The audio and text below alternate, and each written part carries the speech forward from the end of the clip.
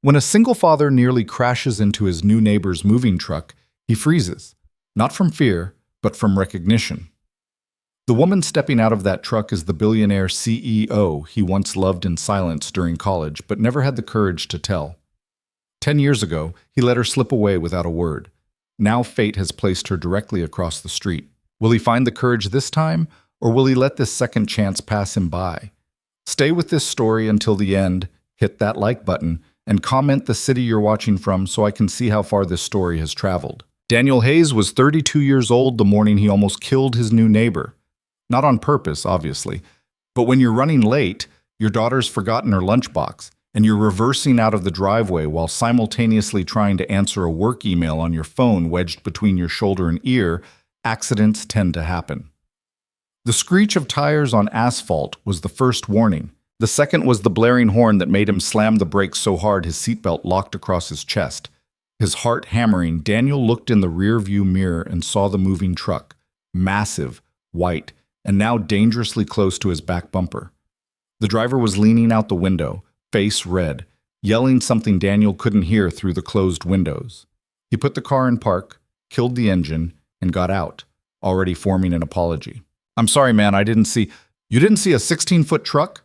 The driver snapped, gesturing wildly at the vehicle that was, admittedly, hard to miss. "What were you looking at?" "I was distracted," Daniel admitted, running a hand through his hair. "My fault. Is everything okay?" The driver muttered something under his breath, then waved him off. "Just watch where you're going next time." Daniel nodded, already turning back to his car when he noticed someone else stepping down from the passenger side of the truck. A woman. Tall, wearing dark jeans and a white blouse that somehow looked both casual and expensive. Sunglasses perched on her head, pushing back dark hair that fell just past her shoulders. She was looking at him with an expression he couldn't quite read. Surprise, maybe. Or recognition. And that's when it hit him. He knew her. Not just knew her. He'd spent 4 years sitting 3 rows behind her in lectures, watching her take notes in perfect handwriting, listening to her laugh at jokes he wished he'd been the one to make. He'd carried her books once after she'd twisted her ankle on campus. He'd stayed up late helping her study for an economics final she'd been stressed about. He'd been completely, hopelessly in love with her, and never said a single word about it. Victoria Hale. She pulled off her sunglasses slowly, and her eyes, sharp, intelligent, the kind of eyes that made you feel seen even when you didn't want to be, locked onto his. "Daniel?" His name sounded strange in her voice. Not bad, just strange, like hearing a song you used to know played in a different key. "Victoria." He said it like he was testing the word, making sure it still fit in his mouth after all these years. It did. Too well. She smiled, and it was the same smile he remembered, warm, genuine, but with something guarded behind it. "I didn't know you lived here." "Yeah, about 6 years now." He glanced back at his house, suddenly aware of how modest it looked compared to the sleek black SUV parked behind the moving truck. "You're moving in?" "Across the street." She gestured toward the large colonial-style house that had been empty for months. He'd wondered who could afford a place like that in this neighborhood. Now he knew. "Right." He nodded, trying to process this. Victoria Hale. Here, living across the street. That's great. Welcome to the neighborhood." There was a pause. The kind that stretches just a little too long, where both people are waiting for the other to say something, but neither knows what. The moving truck driver cleared his throat loudly. "Ma'am, we need to get this truck positioned if we're going to unload today." Victoria glanced at him, then back at Daniel. "I should let you go. You looked like you were in a hurry." "I was. I am." He checked his watch and swore under his breath. "I'm late for work." "Then I won't keep you." She stepped back, giving him space to leave, but there was something in her expression that made him hesitate. "Maybe we can catch up sometime." "Yeah, definitely." He said it too quickly, too eagerly, and immediately regretted the tone. But she didn't seem to notice, or if she did, she didn't show it. He got back in his car, this time checking all his mirrors twice before backing out. As he drove past the moving truck, he caught one last glimpse of her in his side mirror, standing in the street, watching him go. His phone rang. His boss. "Hayes, where are you?" "On my way. Sorry, traffic." You were supposed to be here 20 minutes ago for the client meeting. I know, I'm 10 minutes out. He wasn't 10 minutes out. He was 15, maybe 20 if the lights didn't cooperate. But he'd gotten good at lying about time. Single parenthood had taught him that. He made it to the office in 18 minutes, which felt like a small victory. The meeting was already underway when he slipped into the conference room, and his boss, Martin, a man whose default expression was disappointment, shot him a look that said they'd be talking about this later. Daniel mouthed, "Sorry," and took the empty seat near the back, flipping open his laptop and trying to catch up on whatever pitch they were in the middle of. The client, a middle-aged woman with sharp red glasses, was asking about timelines. Daniel's coworker, Jeff, was doing his best to sound confident while clearly making up numbers on the spot. Daniel jumped in when he could, smoothing over Jeff's more obvious fabrications with actual data, and by the end of the meeting, they'd managed to keep the client happy. Martin cornered him afterward in the hallway. "This is the third time this month you've been late." "I know. It won't happen again. You said that last time." Daniel didn't have a good answer for that, so he just nodded. Martin sighed, his expression softening slightly. "Look, I get it. You've got a kid. It's hard, but I can't keep covering for you. I'm not asking you to cover for me. You don't have to ask. I do it anyway because you're good at your job." Martin crossed his arms. "But good doesn't matter if you're not here." "I'll figure it out," Daniel said, though he had no idea how. Martin studied him for a moment, then nodded. "See that you do?" The rest of the day passed in a blur of emails, spreadsheets, and conference calls that could have been emails. By the time 5 o'clock rolled around, Daniel was exhausted. He packed up his laptop, said goodbye to the few coworkers still lingering, and headed out to his car. The drive home was the same as always. Too much traffic, too many red lights, too much time to think. And today, he was thinking about Victoria.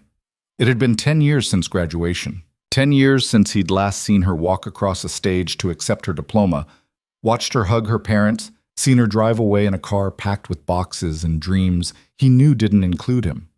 He'd thought about her sometimes over the years, late at night usually, when he couldn't sleep and his mind wandered to all the things he'd never said.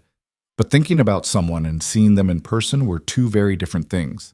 She looked different, older, obviously, but also more polished, more composed, like she'd figured out all the answers to questions he was still struggling with, and now she was living across the street.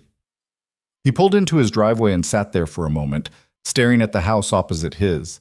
The moving truck was gone now, replaced by that sleek black SUV and a few other vehicles he didn't recognize. Lights were on inside. People were moving around. Victoria was in there somewhere, unpacking a life he knew nothing about. He grabbed his bag and headed inside. "Dad!" His daughter Emma came running down the hallway the moment he opened the door. She was 7 years old, all long limbs and wild curls that she refused to let him brush properly. She crashed into him with the kind of hug that made everything else fade into the background. "Hey, kiddo." He dropped his bag and scooped her up, even though she was getting too big for it. "How was school?" "Good. We did art today. I made you a picture." "Yeah? Where is it?" She wriggled out of his arms and ran to the kitchen table, returning with a piece of construction paper covered in marker drawings. It was supposed to be him, apparently, stick figure with brown hair and a tie, standing next to a smaller stick figure with curly hair. "That's us," she explained, pointing, "at the park." "It's perfect." He meant it. He stuck it on the fridge with a magnet, adding it to the collection of other drawings, report cards, and permission slips that covered the door. "You have homework?" "Did it already." "Really?" "Mrs. Patterson helped me." Mrs. Patterson was the neighbor 2 doors down, a retired teacher who watched Emma after school until Daniel got home. She was a lifesaver, and he didn't know what he'd do without her. "Did you thank her?" "Yes, Dad." Emma rolled her eyes in that way kids do when they think their parents are being ridiculous. "Can we have pizza for dinner?" "We had pizza twice this week already." So we need vegetables." "Pizza has vegetables. There's tomato sauce." He laughed despite himself. "Nice try. Go wash your hands. I'll make pasta." She groaned, but complied, dragging her feet dramatically down the hallway. Daniel headed to the kitchen and started pulling out ingredients: pasta, jarred sauce, frozen broccoli. It wasn't fancy, but it was food, and that was good enough. While the water boiled, he glanced out the kitchen window. From here, he had a clear view of Victoria's house. The lights were still on, and he could see shadows moving past the windows. He wondered what she was doing. Unpacking boxes, probably. Arranging furniture. Making the place hers. He wondered if she was alone. Emma came back, hands still damp from washing, and climbed onto one of the kitchen stools. "Dad, there's new people across the street." "I know." "Did you meet them?" "Sort of." "Are they nice?" He thought about Victoria's smile, the way she'd said his name. "Yeah, I think so." "Do they have kids?" "I don't know." Emma seemed to accept this and went back to swinging her legs under the stool. Daniel drained the pasta, mixed in the sauce and broccoli, and divided it onto 2 plates. They ate at the kitchen table, Emma chattering about school and her friends and some game they'd played at recess. He listened, nodding in the right places, but part of his mind was still across the street. After dinner, Emma wanted to watch a movie, so they curled up on the couch together with a blanket. She picked some animated thing he'd seen a dozen times already, but he didn't mind. She fell asleep halfway through, her head resting against his shoulder, and he stayed there for a while, not wanting to move and wake her. Eventually he carried her to bed, tucked her in, and kissed her forehead. She mumbled something in her sleep but didn't wake. He stood in the doorway for a moment, watching her breathe, feeling that familiar mix of love and exhaustion that came with being a parent. Back downstairs, he cleaned up the kitchen, checked his work email, and thought about going to bed himself. But he wasn't tired. Or maybe he was tired but too restless to sleep. He stepped out onto the front porch. The street was quiet. A few porch lights were on, but most of the houses were dark. It was a weeknight, and people had work in the morning. He should go inside, should get some sleep. But he stayed. And then, across the street, Victoria's front door opened. She stepped out, wrapped in a cardigan despite the mild evening, and walked down to the curb. She stood there for a moment, looking up at the sky, and Daniel realized she hadn't noticed him yet. He should go inside. Give her privacy, not be the weird neighbor watching from his porch. But then she turned and saw him. For a second, neither of them moved. Then she smiled and lifted a hand in a small wave. He waved back. She crossed the street. "Couldn't sleep?" she asked when she reached his driveway. "Not really. You?" "Too much coffee." She stopped a few feet away, hands in her pockets. "Moving day always wires me." "Yeah, I bet."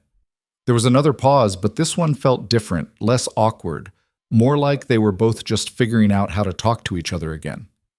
"Your house looks nice," he said, because he didn't know what else to say.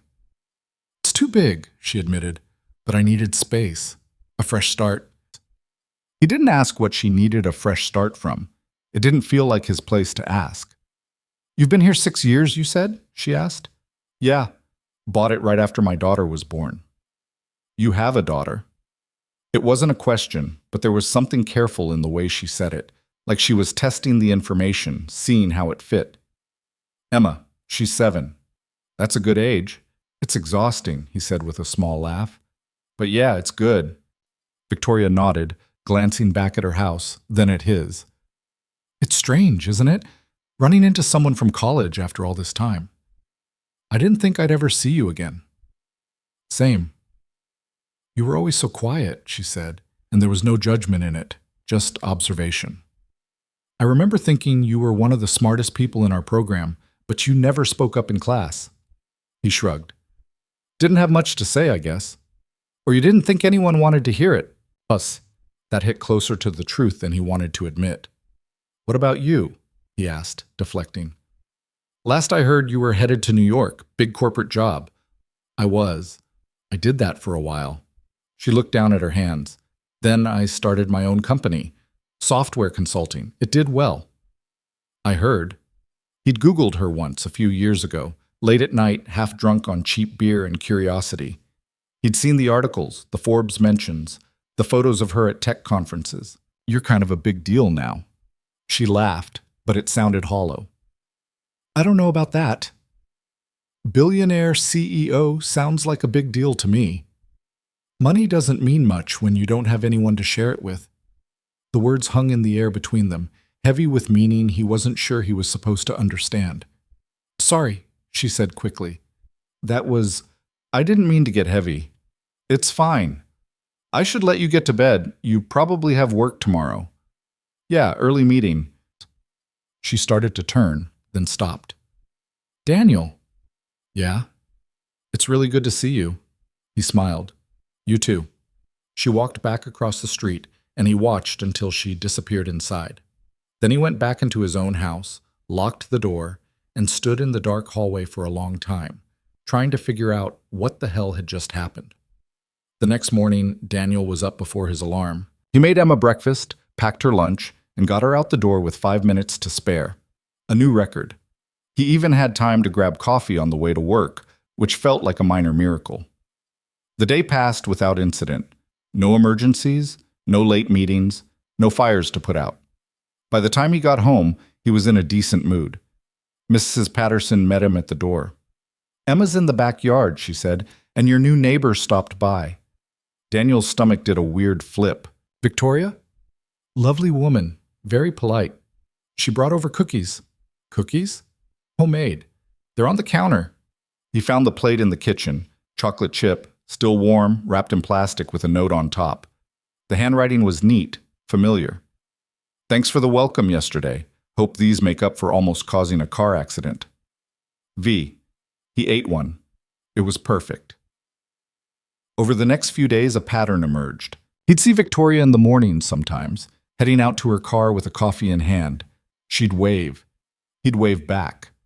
Sometimes they'd exchange a few words, small talk mostly. Weather, traffic, the usual. Then, one Saturday morning, she knocked on his door. Emma answered before he could stop her. Hi, Emma said brightly, staring up at the tall woman on their porch. Hi, Victoria said, smiling down at her. You must be Emma. How do you know my name? Your dad told me. Oh. Emma turned and yelled over her shoulder. Dad, there's a lady here! Daniel appeared a moment later, dish towel still in hand. Emma, what did we say about answering the door without asking who it is first? But I can see her through the window. That's not the point. Victoria was trying very hard not to laugh. Sorry, Daniel said to her. What's up? I'm making coffee and realized I'm out of milk. Do you have any I could borrow? Yeah, sure, come in. She stepped inside and Emma immediately started asking questions. Do you live across the street? Are you married? Do you have kids? Do you like dogs? We don't have a dog, but I want one. Emma, Daniel warned. What? Let her breathe. Victoria laughed. It's okay. Yes, I live across the street. No, I'm not married, no kids, and I love dogs. See, Dad? She loves dogs. We're not getting a dog. Why not? 'Cause I said so. Emma huffed and crossed her arms, but she didn't push it further. Daniel grabbed the milk from the fridge and handed it to Victoria. Here, keep it. I'll grab more later. You sure? Yeah, we've got enough. Thanks. She hesitated, then added, If you're not busy, you could come over for coffee, both of you. Emma's eyes lit up. Can we, Dad? He should say no. He had things to do, laundry, groceries, a dozen other errands that never seemed to get done. But Emma was looking at him with those big, hopeful eyes, and Victoria was standing there with that same guarded smile, and he found himself nodding. Sure. Give us 10 minutes. Victoria's house was exactly what he'd expected. Spacious, modern, tastefully decorated. Everything looked expensive without being showy. There were still a few unpacked boxes in the corners, but for the most part it looked like she'd been living there for years. Emma was fascinated by everything, running from room to room, asking questions about the furniture, the art on the walls, the view from the big windows overlooking the backyard. Sorry, Daniel said. She's excited. We don't get out much. It's fine. Really? Victoria poured coffee for him and juice for Emma, and they sat in the living room while Emma explored. This is a nice place, Daniel said. Thanks. It's different from what I'm used to. What were you used to? Penthouse in the city, all glass and steel, very modern, very cold. She took a sip of her coffee. I wanted something that felt more like a home. Is that why you moved? She set her cup down carefully. Part of it? He waited, sensing there was more she wasn't saying. I got divorced, she said finally. About 6 months ago. Needed a change. I'm sorry. Don't be. It was a long time coming. She looked at him. What about you? Emma's mom? Not in the picture, he said simply. Hasn't been for a while. She didn't push for details, and he was grateful for that. Emma came running back into the room. Can I see the backyard? Sure, Victoria said, standing. I'll show you. They went outside and Daniel followed. The backyard was huge, bigger than his entire lot. There was a pool, a patio, a garden area that looked like it hadn't been touched in months. Emma ran straight for the pool. Dad, look! Can we swim? Not today, kiddo. Why not? Because we didn't bring swimsuits. We could go get them. Maybe another time. Victoria was smiling again. She's welcome any time, both of you. They stayed for another hour, and by the time they left, Emma was practically bouncing with excitement. I like her, she announced as they crossed the street back to their house. Yeah? What do you like about her? She's nice, and she has a pool, and she said I could come over whenever I want. She was being polite, Em. That doesn't mean you can just show up at her door. But she said, I know what she said, but we still need to be respectful of her space, okay? Emma nodded, but he could tell she wasn't really listening. That night, after Emma was asleep, he found himself standing at the kitchen window again, looking across the street. The lights were on in Victoria's living room. He could see her silhouette moving around inside. His phone buzzed. A text from an unknown number. Hey, it's Victoria. Got your number from the neighborhood directory. Hope that's not weird. He saved her contact and typed back. Not weird. What's up? Just wanted to say thanks for coming over today. It was nice having company. Thanks for the invite. Emma loved it. What about you? He stared at the message for a long time before responding. Yeah, me too. 3 dots appeared, then disappeared, then appeared again. Good. Let's do it again sometime. Sounds good. He set his phone down and went to bed, but sleep didn't come easy. His mind kept replaying the day. The way Victoria had smiled at Emma, the sound of her laugh, the way she'd looked at him when she asked if he'd enjoyed himself. It felt dangerous, letting himself think about her like this. She was Victoria Hale, billionaire, CEO, someone who'd built an empire while he'd been changing diapers and trying to keep his head above water. Their lives didn't overlap. They couldn't. But she was also the girl who'd fallen asleep in the library during finals week, who'd cried when she got her first B, who'd once told him she was terrified of failing and spent every day trying to prove she belonged. Maybe people didn't change as much as he thought. Or maybe they did, and he was just fooling himself. The following week, they fell into an easy rhythm. Victoria would text him in the mornings, random things, pictures of the sunrise, complaints about her coffee maker, questions about where to find a good mechanic. He'd respond when he could, between meetings and emails and Emma's endless needs. One evening, she invited them over for dinner. I'm not much of a cook, she admitted when they arrived, but I can order takeout with the best of them. They ate Chinese food on her patio while Emma told elaborate stories about her day at school. Victoria listened like every word mattered, asking follow-up questions, laughing at the right moments. Daniel found himself watching her, noticing small things, the way she tucked her hair behind her ear when she was thinking, the way her eyes crinkled when she smiled. After dinner, Emma fell asleep on Victoria's couch, and they carried her back across the street together. She's sweet, Victoria said as they stood in his doorway. She has her moments. You're doing a good job with her. I'm doing my best. That's all I can do. Victoria nodded, her expression softening. That's more than a lot of people can say. There was a moment where neither of them moved, and Daniel felt something shift between them, something subtle but undeniable. Then Emma stirred in his arms, and the moment passed. I should get her to bed, he said. Yeah, good night, Daniel. Good night. He watched her walk back across the street, and when he finally closed the door, he felt like something had changed. He just wasn't sure what. The days turned into weeks. Morning coffees became a routine, small favors, borrowing sugar, fixing a leaky faucet, watching each other's mail when one of them was out of town. Late-night texts that started as practical and slowly became personal. Can't sleep, she texted one night. Same, he replied. What are you thinking about?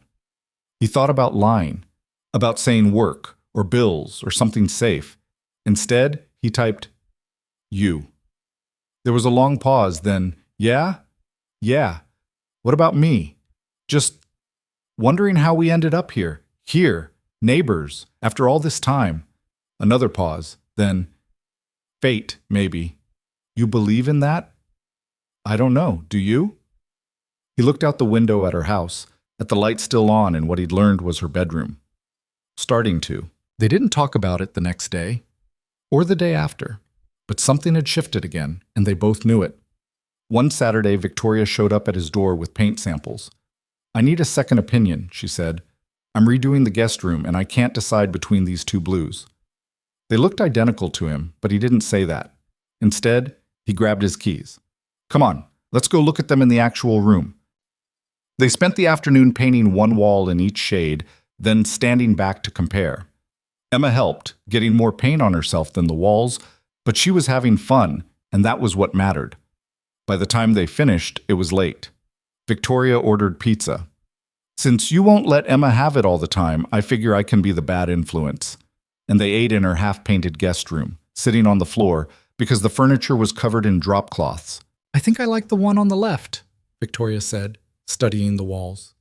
Yeah, Daniel agreed. It's warmer. Emma had fallen asleep leaning against his shoulder, exhausted from the day. She does that a lot, huh? Victoria said, nodding toward Emma. All the time. Kid can fall asleep anywhere. Victoria smiled. Must be nice. You still have trouble sleeping? Sometimes. She pulled her knees up to her chest, wrapping her arms around them. My mind doesn't shut off very easily. What do you think about? Everything. Work, the past, what I'm doing with my life. She glanced at him. You. His heart did that stupid flip again. Me? Yeah, I keep thinking about college, how different things were, how different we were. You weren't that different. I was terrified all the time, she admitted. I just got really good at hiding it. I never would have guessed. That was the point. She was quiet for a moment, then added, You weren't scared. That's what I always envied about you. He almost laughed. I was scared of everything. You never showed it. Yeah, well, I got good at hiding it too. She looked at him then, really looked at him, and he felt exposed in a way he hadn't in years. Daniel, yeah? She hesitated, and he could see her wrestling with something. Finally, she said, Did we ever, back in college, did you ever think that we… She trailed off, but he knew what she was asking. He could lie, brush it off, pretend he didn't know what she meant, but he was tired of hiding. Yeah, he said quietly. I did. She exhaled, like she'd been holding her breath. Me too. The admission hung in the air between them, delicate and dangerous. Why didn't you ever say anything? She asked. Because you were you and I was me. I didn't think… He shook his head. It didn't seem possible. And now? He looked down at Emma, still asleep against him, then back at Victoria. Now it seems even less possible. Her expression shifted, something like hurt flashing across her face before she hit it. Because of Emma? Because of everything. You're a CEO, Victoria. You have this whole life, this whole world that I'm not part of. I'm just a guy trying to keep his head above water and raise his kid. Just a guy, she repeated, and there was an edge to her voice. You really think that's all you are? What else would I be? She didn't answer. Instead, she stood up, started gathering the pizza boxes, cleaning up even though the room was still a mess. Victoria, it's late, she said, not looking at him. You should get Emma home. He stood, carefully lifting Emma into his arms. I'm sorry, I didn't mean… It's fine. But it clearly wasn't. He carried Emma across the street, put her to bed, and spent the rest of the night staring at the ceiling, replaying the conversation and hating himself for every word. He didn't hear from her for 3 days. No texts, no morning waves. Her car was gone more often than not, and when it was there, the curtains stayed drawn. Daniel told himself it was fine, she was busy. She had a company to run, a life that didn't revolve around him and his mess of a situation, but it didn't feel fine. Emma noticed too. Is Victoria mad at us? She asked one morning while he was making her breakfast. No, sweetheart, she's just busy. But she didn't wave yesterday. Maybe she didn't see us. Emma frowned, unconvinced. Can I go over and ask her? Not right now. Why not? Because I said so. It was a terrible answer, and they both knew it. Emma went quiet, pushing her cereal around in the bowl without eating it. Daniel felt like garbage. On the fourth day, he caved and sent a text. "Hey, you okay?" The response came 2 hours later. "Fine, just swamped with work." "Okay, let me know if you need anything." She didn't respond. That weekend, he took Emma to the park. It was one of those perfect autumn days, cool, but not cold, the leaves just starting to turn. Emma ran straight for the swings, and he pushed her until his arms ached, and she was breathless with laughter. "Higher, Dad!" "You're already in the clouds." "Higher!" He gave her one more big push, and she shrieked with delight. A few other parents smiled at them from the benches, and Daniel felt that small flicker of pride he always got when he managed to do something right. When Emma finally got tired of the swings, they walked over to the duck pond. She had stale bread in her backpack, something he'd learned to always carry because she loved feeding the ducks, and she tossed pieces into the water while he sat on a bench nearby. He pulled out his phone, scrolled through work emails he'd been ignoring. There was one from Martin about next quarter's projections, another from HR about benefits enrollment. Nothing urgent, nothing that couldn't wait. He opened his messages instead, scrolled up to Victoria's name, read through their conversation history, weeks of texts that had felt easy and natural until they suddenly weren't. "Dad, look!" He looked up. Emma was pointing at a duck that had climbed onto the bank and was waddling toward her. She was frozen, half delighted, half nervous. "It's okay," he called. "Just stand still." The duck got within a few feet, decided Emma wasn't interesting, and waddled away. She laughed, relief and disappointment mixing on her face. His phone buzzed. "Victoria, I'm sorry about the other night." He stared at the message, then typed back quickly before he could overthink it. "Nothing to be sorry for. I made it weird." "You didn't." "I did." 3 dots appeared, disappeared, appeared again. "Can we talk?" "Yeah. When?" "Are you home tonight?" "Yeah, I'll come over after Emma's asleep." "Okay." He slipped his phone back into his pocket and tried to focus on Emma, but his mind was already across the street, already trying to figure out what he'd say. That night, he went through the bedtime routine on autopilot. Dinner, bath, teeth, stories. Emma wanted 3 books instead of the usual 2, and he didn't have the heart to say no. By the time she finally fell asleep, it was almost 9. He went downstairs, cleaned up the kitchen, checked his phone. No new messages. He thought about texting Victoria, asking if she was still coming, but before he could decide, there was a soft knock at the door. She was wearing jeans and an old college sweatshirt he vaguely recognized, her hair pulled back in a ponytail. She looked tired. Not the polished, put-together version of herself he'd gotten used to, but something more raw. "Hi," she said. "Hi, come in." She followed him to the living room, and they sat on opposite ends of the couch. The space between them felt enormous. "I've been thinking about what you said," she started, "about us being from different worlds." "Victoria, let me finish." She took a breath. "You're right. We are from different worlds, but I don't think that's why you pulled back the other night." He waited. "I think you're scared," she said. "And I get it. I am too." "Scared of what?" "Of this. Whatever this is." She gestured between them. "Of letting someone in and having it fall apart. Of making a mistake that affects Emma. Of..." She trailed off, shaking her head. "Of caring about someone and having them realize I'm not worth it."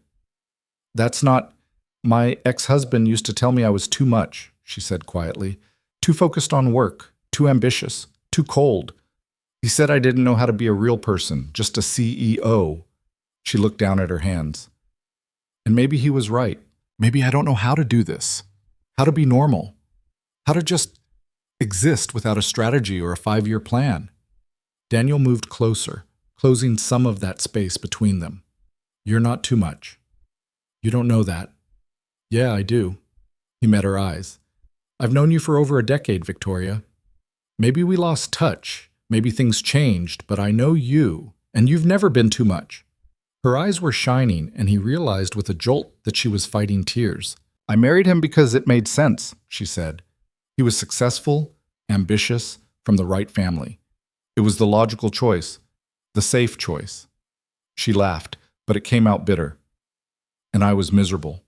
Every single day, I was miserable and I told myself it was fine, because that's what you do. You make sacrifices. You play the part.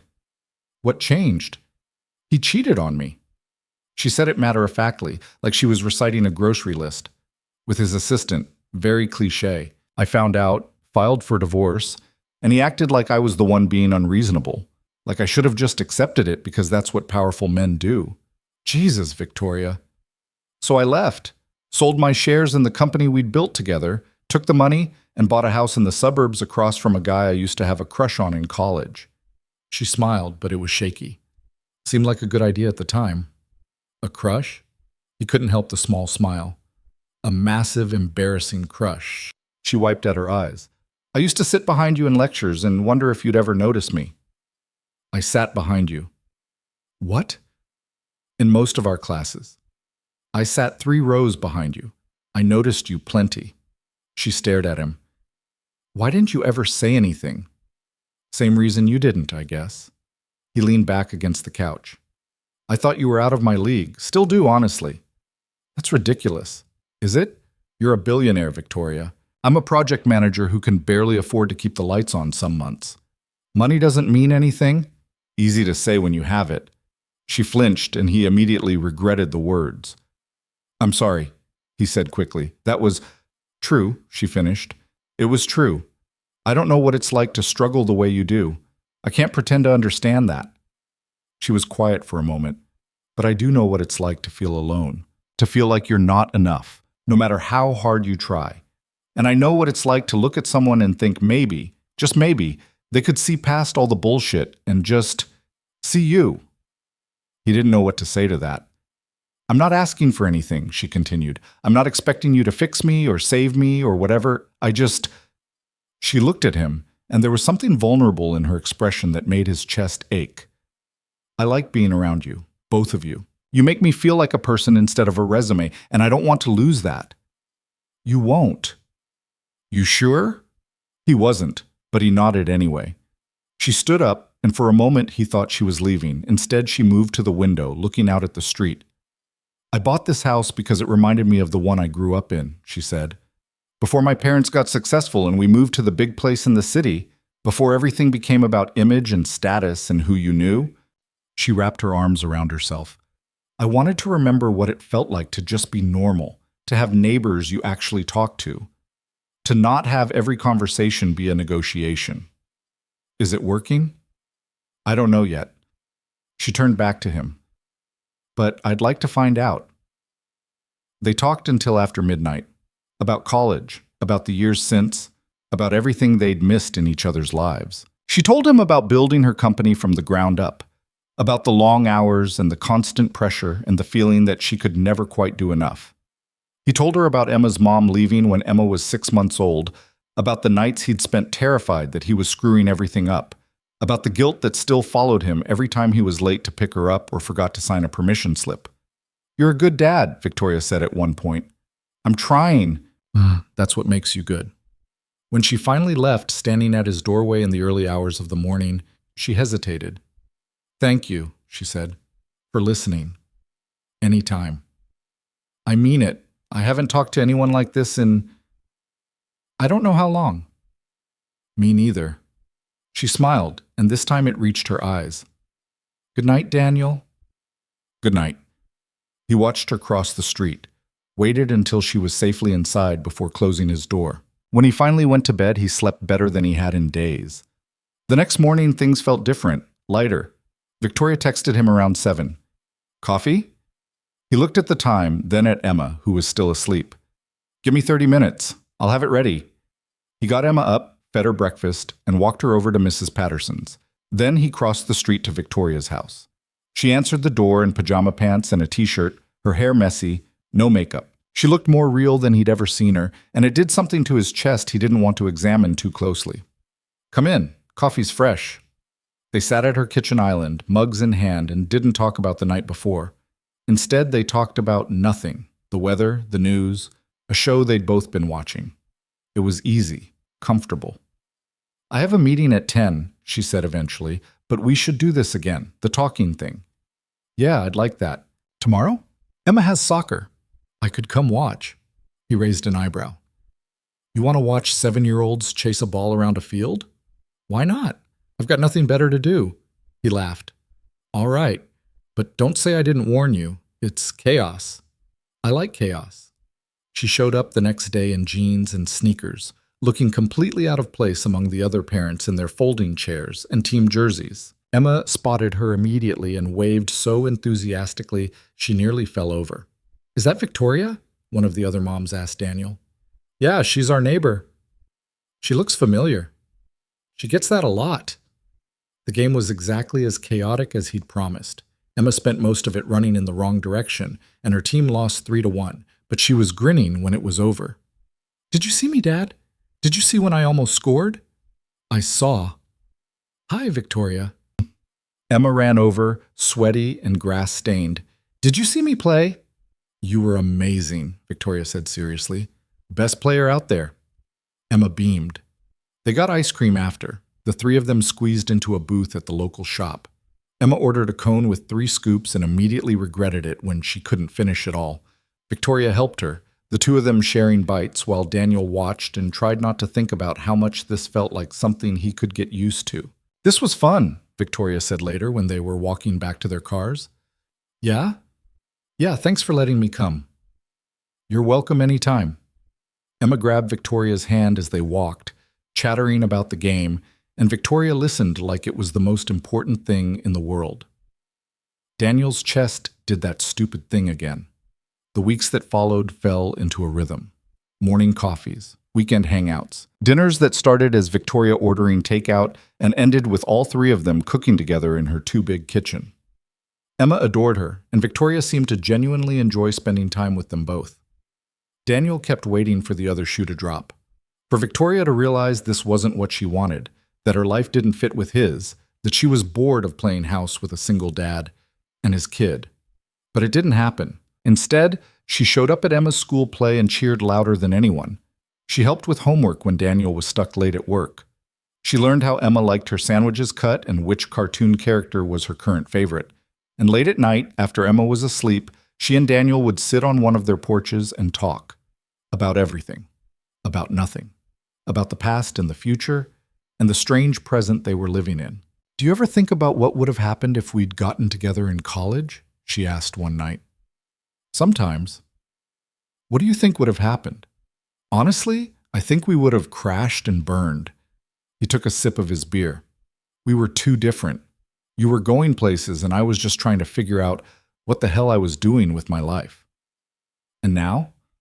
Now we're still different, but maybe that's okay. She was quiet for a moment. My ex is in town. Daniel's stomach dropped. Yeah? He called yesterday. Wants to meet up. Talk. About what? I don't know. He didn't say. She picked at the label on her water bottle. Part of me doesn't want to go, but part of me thinks I owe it to him. We were married for 5 years. You don't owe him anything. Maybe not, but I keep thinking, what if he's changed? What if he's actually sorry? Do you want him to be sorry? She looked at him. I don't know. He wanted to tell her not to go. Wanted to say that her ex didn't deserve another chance, that she'd moved on and built something new and she shouldn't look back. But it wasn't his place. They weren't together. They weren't anything, really, except neighbors who used to know each other and were maybe becoming friends again. Whatever you decide, he said carefully, I'm here. Yeah? Yeah. She met her ex 2 days later at some upscale restaurant downtown. Daniel tried not to think about it, but of course he thought about it. He thought about it while he was making dinner, while he was helping Emma with her homework, while he was lying in bed staring at the ceiling. His phone buzzed around 10. Can I come over? Yeah. She showed up 15 minutes later, still in the dress she'd worn to dinner, her makeup slightly smudged like she'd been rubbing her eyes. How'd it go? He asked. He wants me back. Daniel's heart sank. What'd you say? I said no. She walked past him into the living room, kicked off her heels, and collapsed on the couch. He apologized, said he made a mistake, that he missed me, that we could start over, rebuild what we had. What did you say? I told him I didn't want to rebuild what we had because what we had was broken from the start. She looked up at Daniel. He didn't take it well. I'm sorry. Don't be. It needed to happen. She was quiet for a moment. He asked if there was someone else. Daniel's mouth went dry. What'd you say? I said it wasn't his business, she smiled slightly, which he took as a yes. Is he right? She held his gaze. I don't know. Is he? The question hung between them, heavy with possibility. Victoria, you don't have to answer, she said quickly. I'm not asking for, I don't expect. She stopped, frustrated with herself. I'm bad at this. Bad at what? Whatever this is. Feelings. Vulnerability. All of it. She stood up, started pacing. I spent so long building walls, being the person everyone expected me to be. And now I don't know how to just be honest. So be honest. She stopped pacing, turned to face him. I like you, Daniel. I like being around you. I like that you don't treat me like I'm made of glass or like I'm some untouchable thing. I like that Emma trusts me. I like waking up and knowing you're across the street. And it terrifies me because I don't know how to do this without screwing it up. He stood, crossed the room to where she was standing. You're not going to screw it up. You don't know that. No, but I'm willing to find out. He hesitated, then added, I like you too. Have for a long time, probably longer than I should admit. How long? Since college. Maybe before. He laughed softly. I used to rehearse conversations with you in my head. What I'd say if you ever actually talked to me. How I'd make you laugh. It was pathetic. It's not pathetic. It felt pathetic. Still does sometimes. Like I'm that same 20-year-old kid who didn't think he was good enough. She reached up, touched his face. You're good enough. You keep saying that. Because it's true. He caught her hand, held it against his cheek. This is complicated. I know. I have Emma, and work, and a whole mess of baggage I haven't dealt with. Well, I have an ex-husband who won't leave me alone in a company that takes up most of my time. We're both disasters. He smiled despite himself. What are we doing? I have no idea. She smiled back. But I don't want to stop.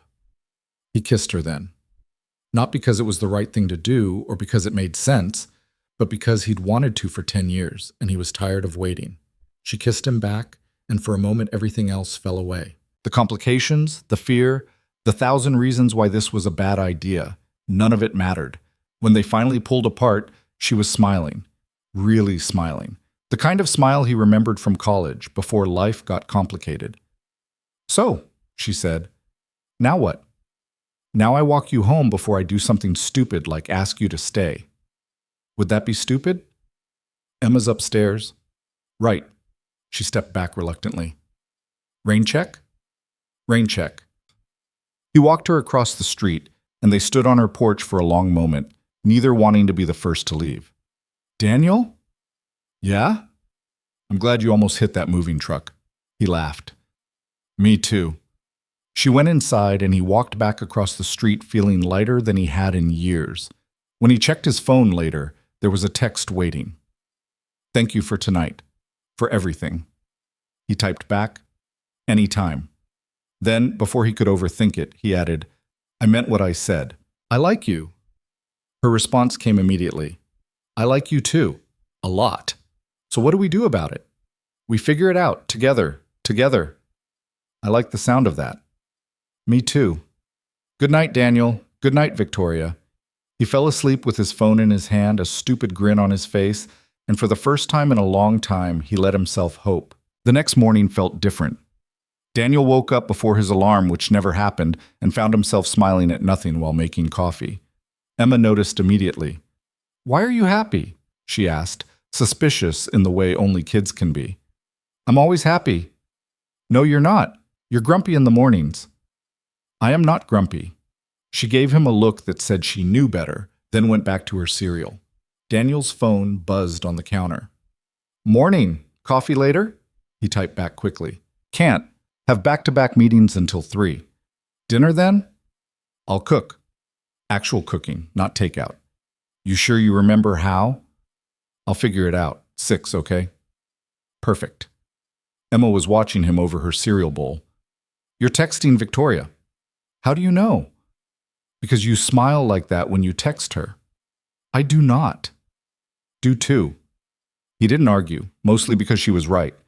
Instead, he drove her to school, kissed her forehead, and told her to have a good day. She ran off to join her friends without looking back, and he sat in the parking lot for a moment, trying to get his head straight before work.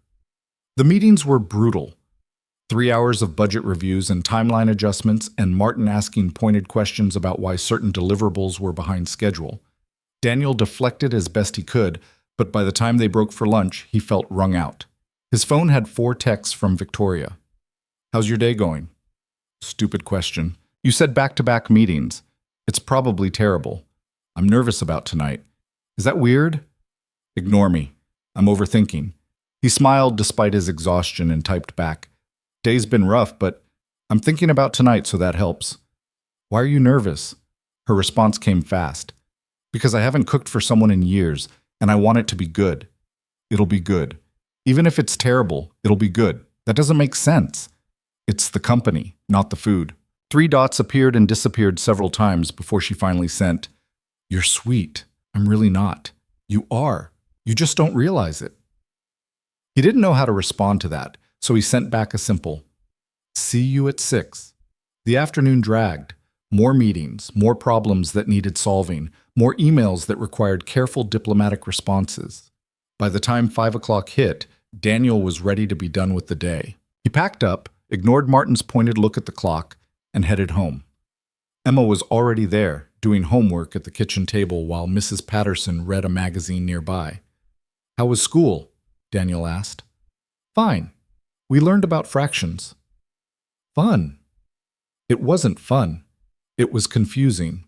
She looked up at him. Are we having dinner with Victoria? Yeah, how'd you know? Because you're wearing your nice shirt. He looked down at himself. She was right. He changed before leaving work, something he almost never did. It's not that nice. It's your date shirt. I don't have a date shirt. Mrs. Patterson was trying very hard not to laugh. Whatever, Emma said, going back to her homework. Can I bring my new game to show her? Sure, kiddo. They walked across the street at 6 on the dot. Victoria answered the door wearing an apron that said Kiss the Cook in faded letters, and Emma immediately started giggling. What? Victoria looked down at herself. Oh. This was in one of the drawers. I thought it was funny. It is funny, Emma said, still giggling. The kitchen smelled incredible, something with garlic and herbs and tomatoes. Daniel raised an eyebrow. You actually cooked. Don't sound so surprised. I'm impressed, not surprised.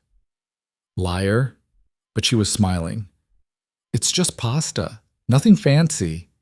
They ate in her dining room, which Daniel realized he'd never actually been in before. It was beautiful in a simple way. Wood table, soft lighting, windows overlooking the backyard. Emma talked nonstop about school and fractions and some drama with her friends at recess. Victoria listened like she always did, asking questions and laughing in the right places. After dinner, Emma pulled out her game and convinced Victoria to play with her while Daniel cleaned up the dishes.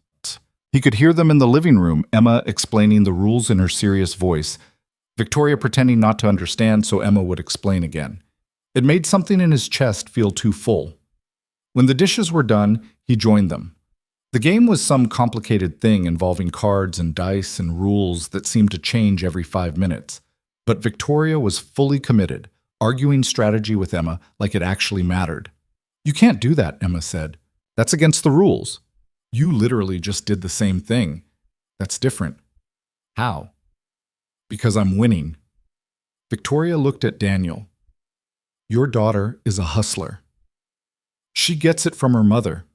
The words were out before he could stop them. Emma's expression shifted just slightly, and Daniel mentally kicked himself. I don't remember my mom, Emma said quietly. Victoria's playful expression faded. That must be hard. Emma shrugged, but Daniel could see the defensiveness in her posture. It's okay. Dad says she had to leave. That it wasn't about me. It wasn't about you, Daniel said firmly. It was never about you. Then why'd she leave? It was a question she'd asked before, and he never had a good answer. Sometimes people aren't ready to be parents. It doesn't mean there's anything wrong with you. It means they weren't ready. Were you ready? No, but I figured it out. Emma seemed to accept this, going back to her game, but Victoria was watching him with an expression he couldn't quite read. They played for another hour before Emma started yawning. Daniel carried her home, got her into pajamas, and read her 2 stories before she finally fell asleep. When he came back downstairs, he texted Victoria. "She out?" "Finally. Coming back over if that's okay." "Please do." He found her on the back patio, 2 glasses of wine already poured. She handed him one as he sat down. "Sorry about earlier," he said. "I didn't mean to bring up Emma's mom." "Don't apologize. She's part of your life, part of Emma's life, even if she's not here. She's really not part of our life. She left when Emma was 6 months old, and we haven't heard from her since." Victoria was quiet for a moment. "Can I ask what happened?" Daniel took a long drink of wine. "We weren't together. It was a one-time thing, and then she showed up 3 months later and told me she was pregnant. I offered to help, said we'd figure it out together. She said she didn't want to figure it out, that she was going to handle it on her own. But she didn't. She tried. I think she really tried. But after Emma was born, she just couldn't do it. Couldn't handle the crying, the sleepless nights, all of it. One day I came home from work and Emma was in her crib screaming, and there was a note on the kitchen counter, said she was sorry, but she couldn't be a mother, that I'd be better at it anyway. Jesus, Daniel. Yeah. He stared at his wine. I was terrified. I had no idea what I was doing. My parents helped for a while, but they're in Florida now, and they've got their own health issues, so it's just been me and Emma. You've done an amazing job. I've done an okay job. Some days I barely keep it together. That's still amazing. She reached over, took his hand. Emma's lucky to have you. I'm lucky to have her. She's the only thing I've ever done right. Victoria's fingers tightened around his. That's not true. He looked at her, really looked at her, and saw something in her expression that made his breath catch. What are we doing? He asked quietly. I don't know, but I don't want to stop. It's going to get complicated. It's already complicated. More complicated then. He set his wine down. Victoria, I have a kid. A whole life that's messy and exhausting and doesn't leave a lot of room for anything else. I can't promise you fancy dates or spontaneous trips or any of the things you probably want. What makes you think that's what I want? Because you're you. You have this whole life, this whole world that I'm not part of. Eventually you're going to realize that sitting on a patio drinking cheap wine with a single dad isn't enough. She pulled her hand back, and for a moment he thought she was going to leave. Instead, she turned to face him fully. You want to know what my life was like before I moved here? I'll tell you. I woke up at 5 every morning in a penthouse that felt like a hotel. I worked 14-hour days managing people who only cared about their bonuses. I came home to a husband who was sleeping with his assistant and didn't think I'd notice or care. I ate dinner alone most nights, standing at the kitchen counter because sitting at the table by myself felt too depressing. I had everything, Daniel. And I had nothing. Her voice cracked slightly on the last word. And then I moved here, she continued, and I met you and Emma, and for the first time in years I actually wanted to come home at the end of the day. I wanted to sit on a patio drinking cheap wine. I wanted to watch soccer games and help with homework and do all the normal, boring things I thought I didn't have time for. Victoria, so don't tell me what I want. Don't assume you know what's enough for me. Maybe what you see as messy and exhausting is exactly what I've been looking for. He didn't know what to say to that. She stood up, and he thought she was leaving. Instead, she moved to stand in front of him, close enough that he had to tilt his head back to meet her eyes. I like you, Daniel. I like your messy life and your beautiful daughter and the way you always put everyone else first. I like that you're not trying to impress me or use me or turn me into something I'm not. I just like you. And if that's not enough for you, then say so now. He stood up, closing the distance between them. It's enough. It's more than enough. Then stop trying to convince me to leave. I'm scared, he admitted, of screwing this up, of hurting you, of Emma getting attached and then losing you if this doesn't work out. I'm scared too, but I'm tired of letting fear make my decisions. He kissed her then, and it felt different from the first time. Less tentative, more certain. She kissed him back like she meant it, her hands tangling in his hair, and he forgot why he'd been so worried in the first place. When they finally broke apart, both breathing hard, she smiled. So, she said, We're doing this? Yeah, we're doing this. What do we tell Emma? The truth. When the time's right. And when's that? I don't know. Soon, maybe. She already likes you. I don't think she'll be surprised. Victoria laughed. She told me the other day that she wished I was her mom. Daniel's heart stopped. She what? We were making cookies and she just said it. Very matter of fact, like she was commenting on the weather. What'd you say? I told her I was honored, but that I couldn't replace her mom. She said her mom wasn't around anyway, so it didn't matter. Victoria's expression softened. Then she asked if I'd teach her to braid hair because you're terrible at it. Despite everything, Daniel laughed. I am terrible at it. I noticed. They sat back down, this time closer together, and talked until the wine was gone and the moon was high. About what this meant, about how to navigate it, about all the practical details that came with dating when you had a kid and responsibilities and a life that didn't pause just because you met someone. We'll figure it out, Victoria said eventually. Together. Together, he repeated, and for the first time, it didn't sound impossible. The next few weeks were good, better than good. They fell into a new rhythm, one that included stolen kisses when Emma wasn't looking and late-night phone calls after she'd gone to bed. Victoria started joining them for more dinners, more weekend activities. Emma was thrilled, and if she suspected something was different between her dad and their neighbor, she didn't say anything. Work was still stressful, but somehow easier to handle knowing Victoria was waiting at the end of the day. She'd text him during meetings, random things that made him smile when he shouldn't, pictures of things Emma had left at her house, complaints about conference calls, questions about what he wanted for dinner. It felt domestic in a way that should have scared him, but didn't. One Saturday, Victoria suggested taking Emma to the aquarium. It was 2 hours away, which meant a full-day commitment, but Emma was so excited that Daniel couldn't say no. They piled into Victoria's car early in the morning, Emma chattering the entire drive about which fish she wanted to see. Victoria handled the navigation while Daniel handled the music, and somewhere around the halfway point, he realized this felt like a family trip. Not his family, not her family, but something new and undefined that existed between those labels.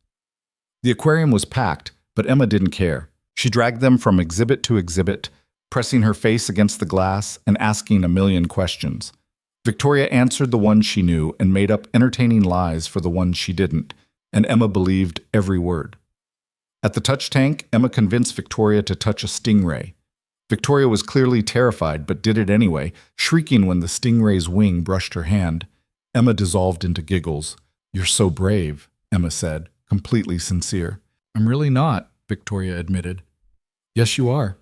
You touched it even though you were scared. That's what brave means." Victoria caught Daniel's eye over Emma's head, and something passed between them. Understanding, maybe, or recognition that this was becoming something real.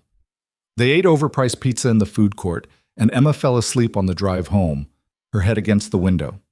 Daniel twisted around to check on her, then settled back in his seat. "She had a good day?" Victoria said quietly. "Yeah, thanks for this." "I had a good day too." They drove in comfortable silence for a while, the radio playing softly. Daniel watched the scenery pass and thought about how different his life looked now compared to 6 months ago, how empty it had felt before Victoria showed up.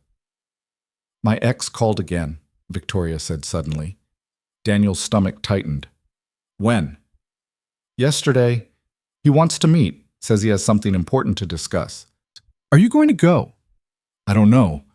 Part of me thinks I should hear him out, close that chapter properly. And the other part? The other part thinks he's had enough of my time." Daniel didn't want to be the jealous guy, didn't want to be the insecure one who couldn't handle her having a past.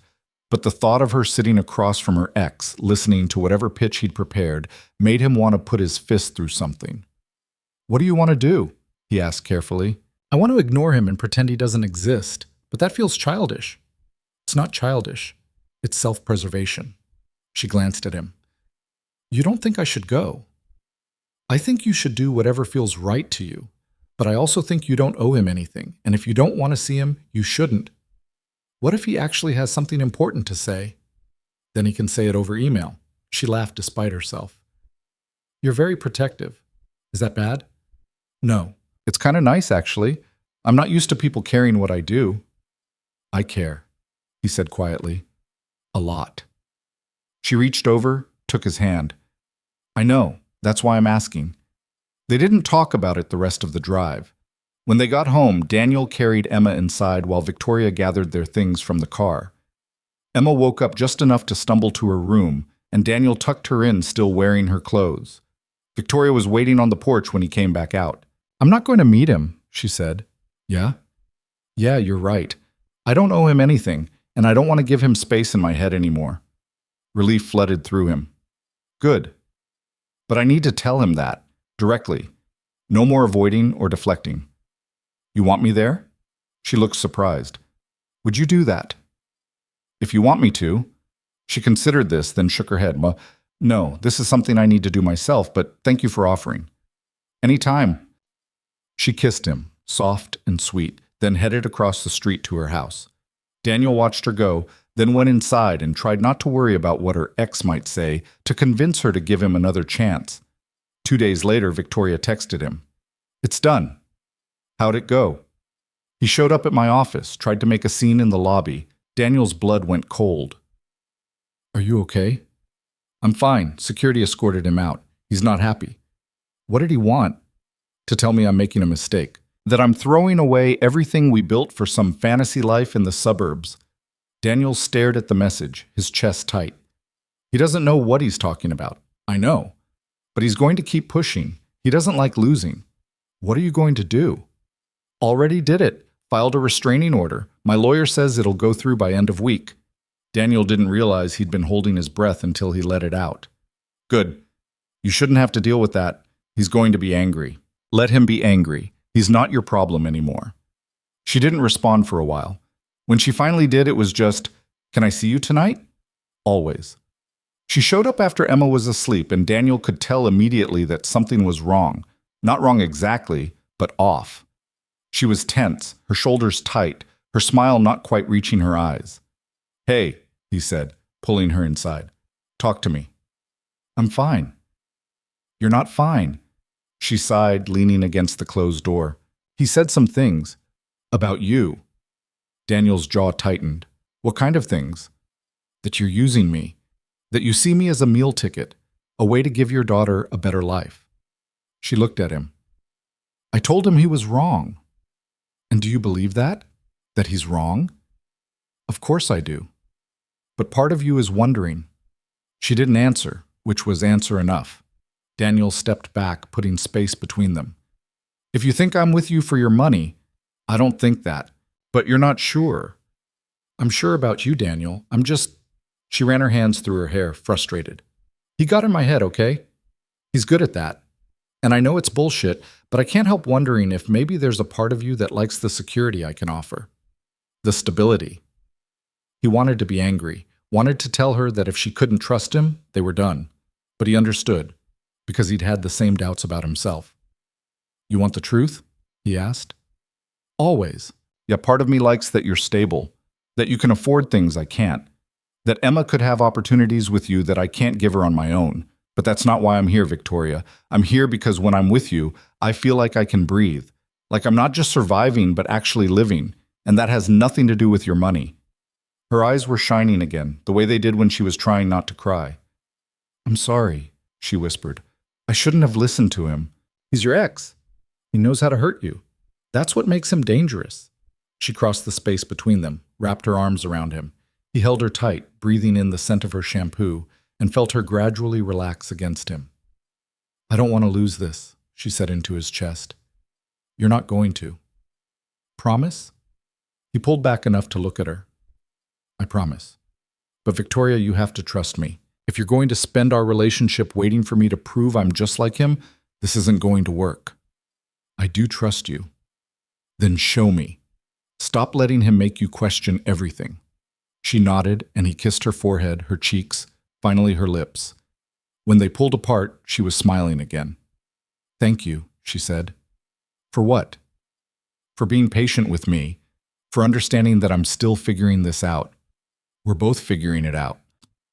They went to the couch, and she curled against him while they watched some mindless show neither of them cared about. It felt normal, comfortable, and Daniel let himself relax into the moment. His phone buzzed. Martin, need to talk tomorrow morning before the team meeting. Daniel showed Victoria the message. She frowned. That doesn't sound good. It's probably fine. You're a terrible liar. She was right. It probably wasn't fine. But he didn't want to think about work right now, so he put his phone away and focused on the woman in his arms instead. The next morning felt wrong from the moment Daniel woke up. Too quiet, too still, like the air itself was holding its breath, waiting for something to break. He checked his phone. No messages from Victoria. Nothing since his text last night telling her he'd handled things with Richard. He got Emma ready for school on autopilot, barely registering her chatter about a field trip coming up. When he dropped her off, she hugged him extra tight. Love you, Dad. Love you too, sweetheart. She pulled back, studying his face. Are you and Victoria fighting? No, why would you think that? Because you have your worried face on. You only get that face when something's wrong. He forced a smile. Everything's fine. Have a good day at school. She didn't look convinced, but ran off to join her friends anyway. Daniel sat in the parking lot for a moment, staring at his phone, willing it to buzz with a message from Victoria. When it didn't, he drove to work, trying to convince himself he wasn't worried. The meeting with Martin started exactly at 8. Daniel walked into his boss's office and found him standing by the window, hands in his pockets, looking uncomfortable. Close the door, Martin said. Daniel did, his stomach sinking. This was worse than he'd thought. I'm going to be straight with you because I respect you too much to dance around it, Martin began. Corporate's making cuts, big ones. They're eliminating entire departments, consolidating teams. Your position is one of them. The words hit like a punch to the gut. When? End of the month. They're offering severance packages, but it's take it or leave it. No negotiations. What about the Chicago transfer you mentioned? Martin turned to face him. That's still on the table. Same position, better pay, but you'd need to be there by the 1st of next month. They need someone fast. 4 weeks. 4 weeks to uproot his entire life, take Emma away from everything she knew, leave Victoria behind. How long do I have to decide? They need an answer by Friday. 3 days. The same timeline Victoria had given herself to think about them. Daniel walked back to his desk in a daze. 3 other people in his department were being called into Martin's office one by one.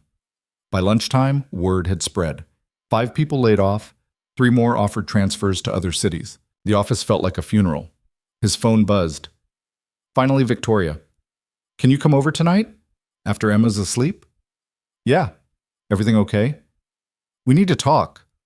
4 words that had never meant anything good in the history of relationships. Daniel stared at his screen, anxiety crawling up his spine. Okay. Around 9? Perfect. He tried to focus on work, but the afternoon dragged endlessly. Every email felt pointless, every meeting a waste of time. He was packaging up his career into neat little boxes, preparing for an ending he didn't want. At pickup, Emma was full of energy, talking non-stop about her day. Daniel tried to engage, to be present, but his mind was across the street, wondering what Victoria needed to say that couldn't be said over text. They had dinner, mac and cheese from a box because he couldn't muster the energy for anything else. Emma didn't complain.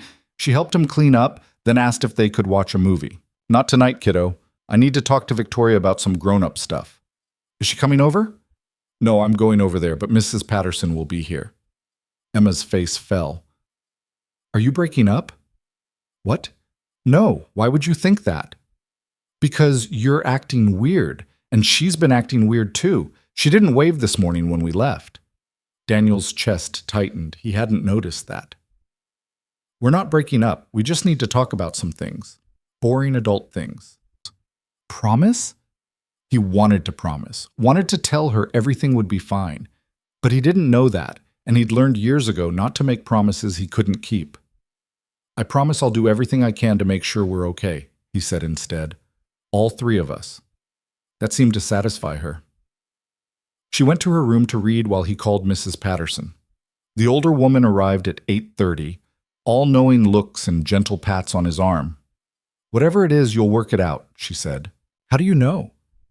Because I've seen the way she looks at you, and the way you look at her. That's not something that just goes away. He hoped she was right. At 9 o'clock exactly, he crossed the street. Victoria's house was lit up, but the curtains were drawn.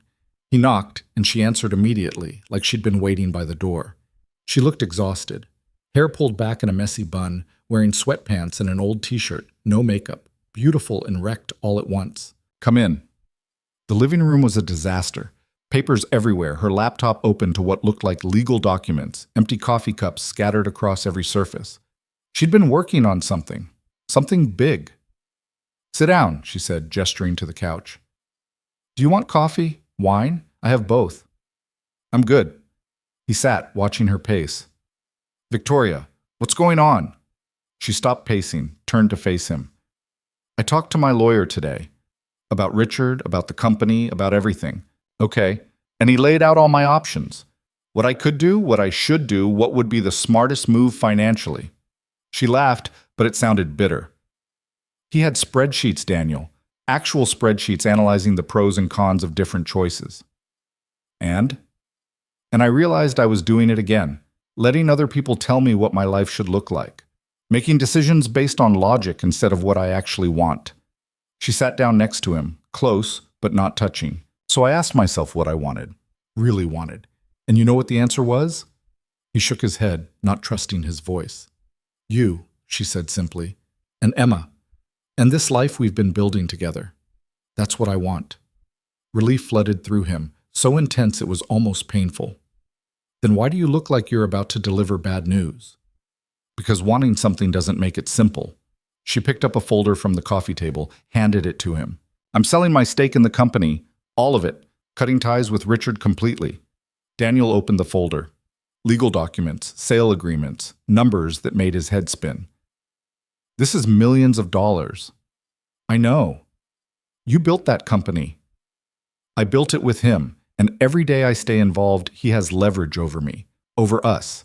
I can't live like that." She took the folder back, set it aside. "But here's the thing. The sale will take weeks to finalize. Maybe months if Richard fights it. And during that time, he's going to do everything he can to make our lives hell.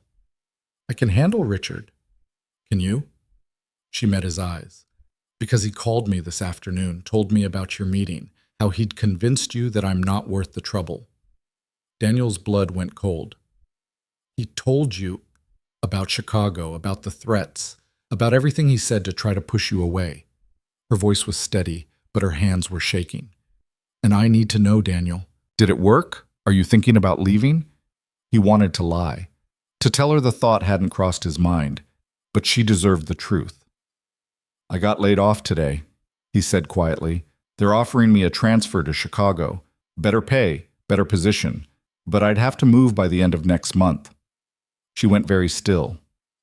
And I don't know what to do. If I stay, I'm unemployed with a kid to support and a mortgage to pay. If I go, I'm taking Emma away from everything she knows. Away from you." "What do you want to do?" "I want to stay. But I can't make that decision based on what we have right now, Victoria. I have to think about Emma, about what's best for her long term." "And you think Chicago's better for her than being here?" "I think a stable income is better than hoping I find something local before the savings run out." He ran his hands through his hair, frustration bleeding into his voice. "I'm not like you. I can't just sell some shares and be set for life. I have real bills, real responsibilities. And I can't risk Emma's future on a relationship that's only a few months old." The words came out harsher than he intended. Victoria flinched like he'd slapped her. "Right," she said, her voice flat. "Of course, that makes sense." "Victoria, I didn't mean—" "No, you're right. We've only been together a few months. You barely know me. Why would you risk your daughter's stability for that?" She stood up, wrapping her arms around herself. "You should take the Chicago job." "That's not what I'm saying." "Isn't it? You just said you can't risk Emma's future on us." "I said I can't make decisions based solely on what we have right now. That's different." "How? How is that different?" "Because I'm trying to be realistic, to think long-term instead of just following my feelings." "And your feelings are telling you to stay," she said. It wasn't a question. "Yes, but my brain is telling me that's selfish, that I need to do what's practical." Victoria laughed, and it was the saddest sound he'd ever heard. "You know what's funny? I spent my entire marriage being practical, making logical decisions, choosing the safe option every single time, and it made me miserable. She looked at him, and her eyes were wet. I thought you were different. I thought you understood that sometimes the practical choice isn't the right one. This isn't about us, Victoria. This is about Emma. Emma loves it here. She has friends, a school she likes, a life that makes her happy. But sure, uproot all of that because it's the practical choice. That's not fair. None of this is fair. Her voice broke. I'm selling everything I built to protect you, and you're still planning your exit strategy. I'm not planning anything. I'm trying to figure out what the hell to do when every option feels wrong. They stared at each other, the space between them feeling like miles instead of feet. When do you have to decide? She asked finally. Friday? 2 days. Yeah. She nodded slowly like she was processing. And if you stay? If you turn down Chicago and stay here unemployed, what then? How long before you resent me for it? Before you look at Emma and think about all the opportunities you could have given her if you'd just made the smart choice? I would never. You would. Maybe not today, maybe not next month, but eventually. When money gets tight, when you can't afford something she needs, when you're working some job you hate just to make ends meet, you'll think about Chicago, about the life you could have had. You don't know that. I know what resentment looks like, Daniel. I lived with it for 5 years. I watched it destroy my marriage piece by piece, and I won't do that again.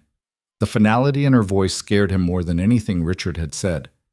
So what are you saying? He asked quietly. I'm saying maybe we moved too fast.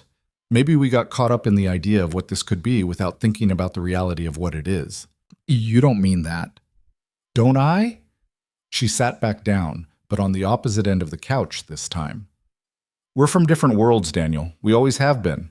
And maybe that doesn't matter when everything's going well, but when real life hits, when there are actual consequences to our choices, those differences matter. So that's it? One rough patch and you're ready to walk away? I'm trying to protect both of us. Protect Emma, before this gets messier than it already is. Daniel stood up, anger replacing the fear.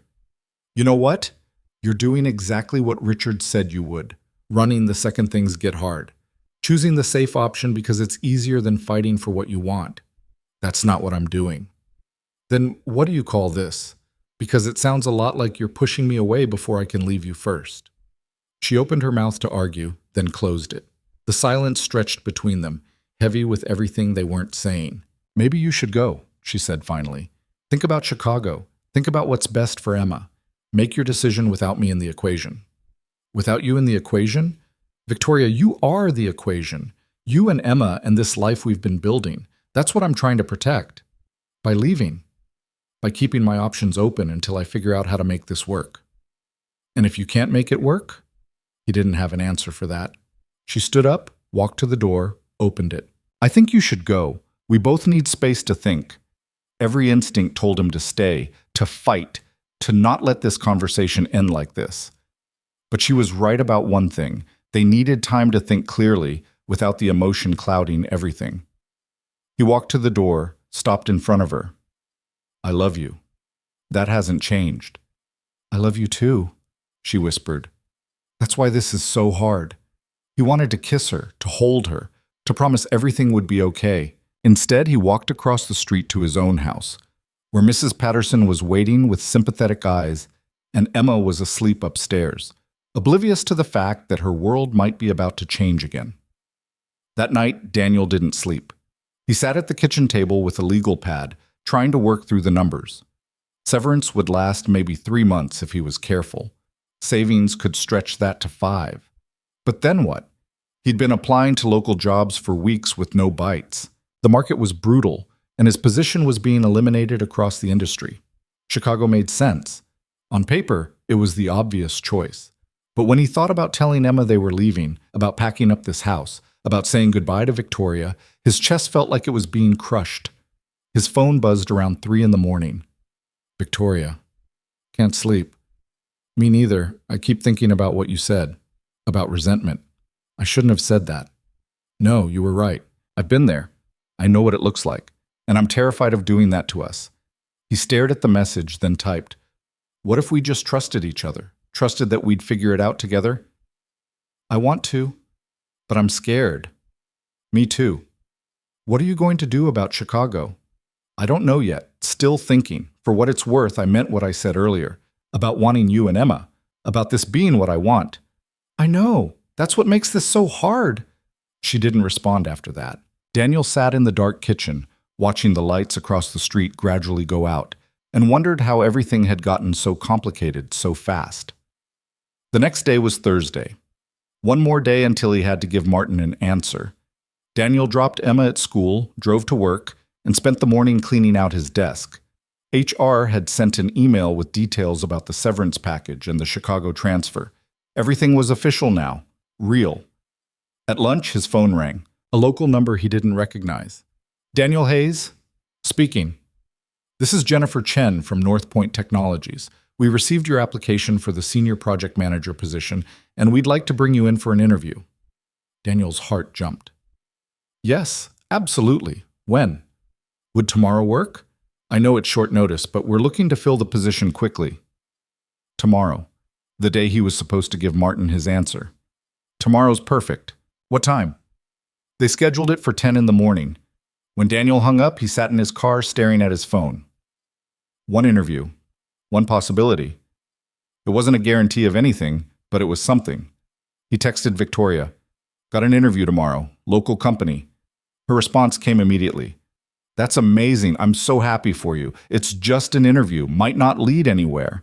It's a chance. That's more than you had yesterday. He wanted to call her, to hear her voice, to ask if this changed anything between them. But he didn't know what to say that wouldn't sound like he was trying to use the interview as leverage to make her stay. That night, Emma asked if Victoria could come over for dinner. Not tonight, sweetheart. Why not? She's busy. Emma gave him that look again, the one that said she knew he was lying. You're still fighting.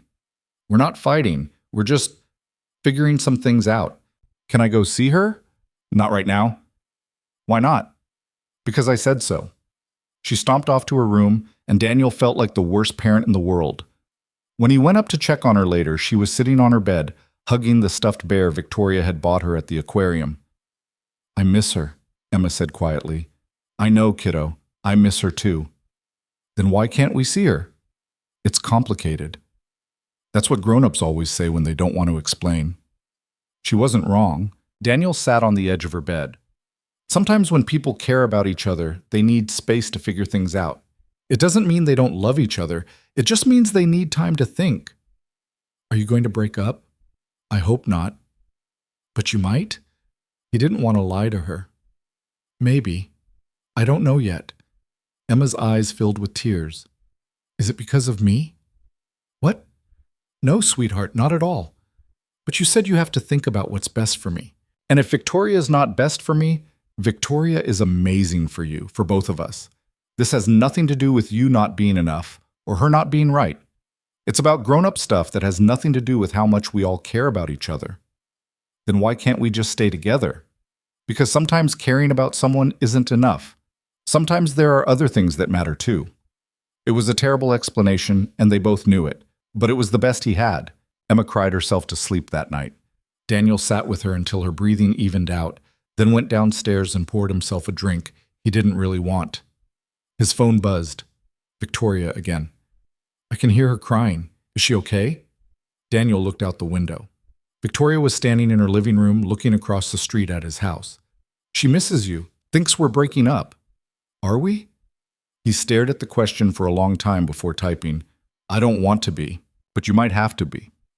If I take Chicago, yeah. Long distance with a 7-year-old doesn't work. And if you stay? I don't know. Depends on the interview tomorrow. What time? 10. I'll be thinking about you, thanks.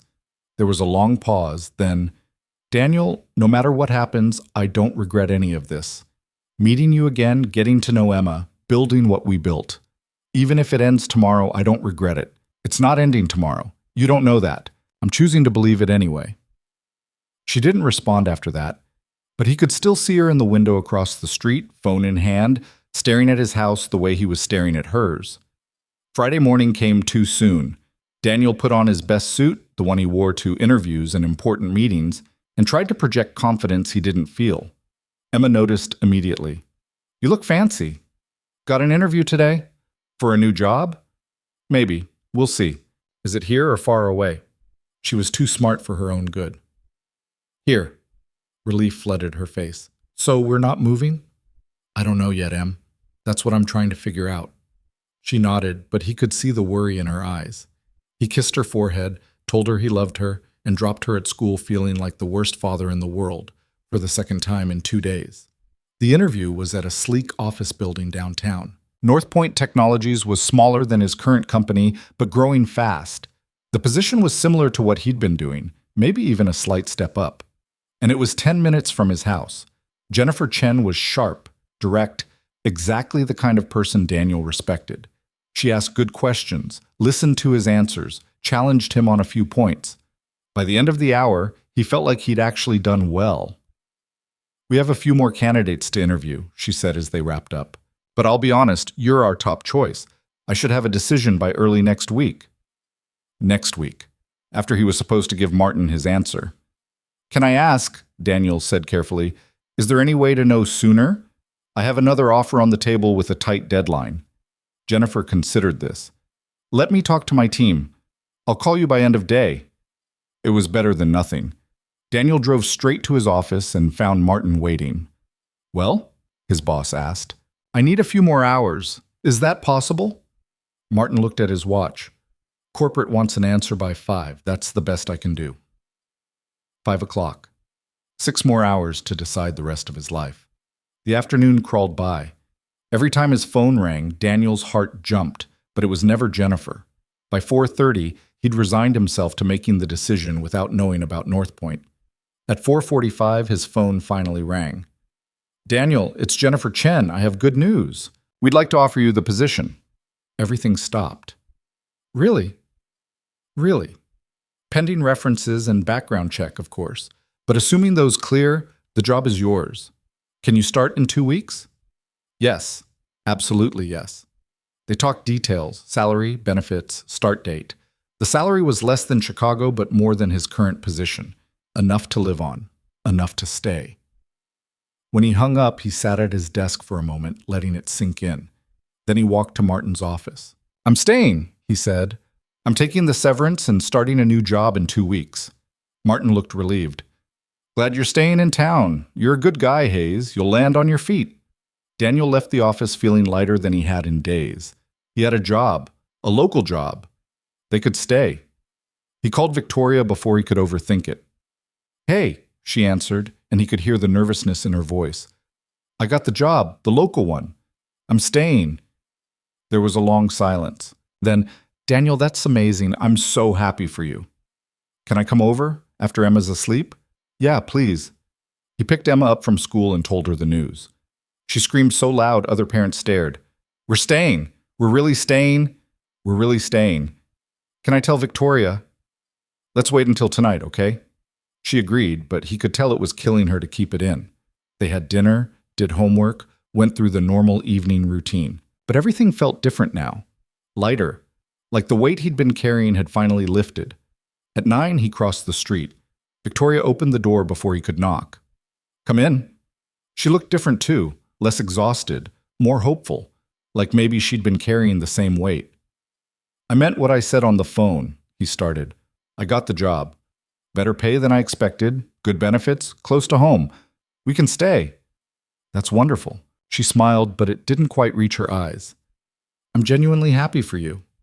But that doesn't fix everything between us, Daniel. We still said some things. Things we need to address. He nodded. You're right. We do. They sat on the couch, and this time she didn't put distance between them. I'm sorry, they both said at the same time. Victoria laughed despite herself. You first. I'm sorry for making it sound like you weren't worth the risk. Like our relationship was something I could just set aside while I made practical decisions.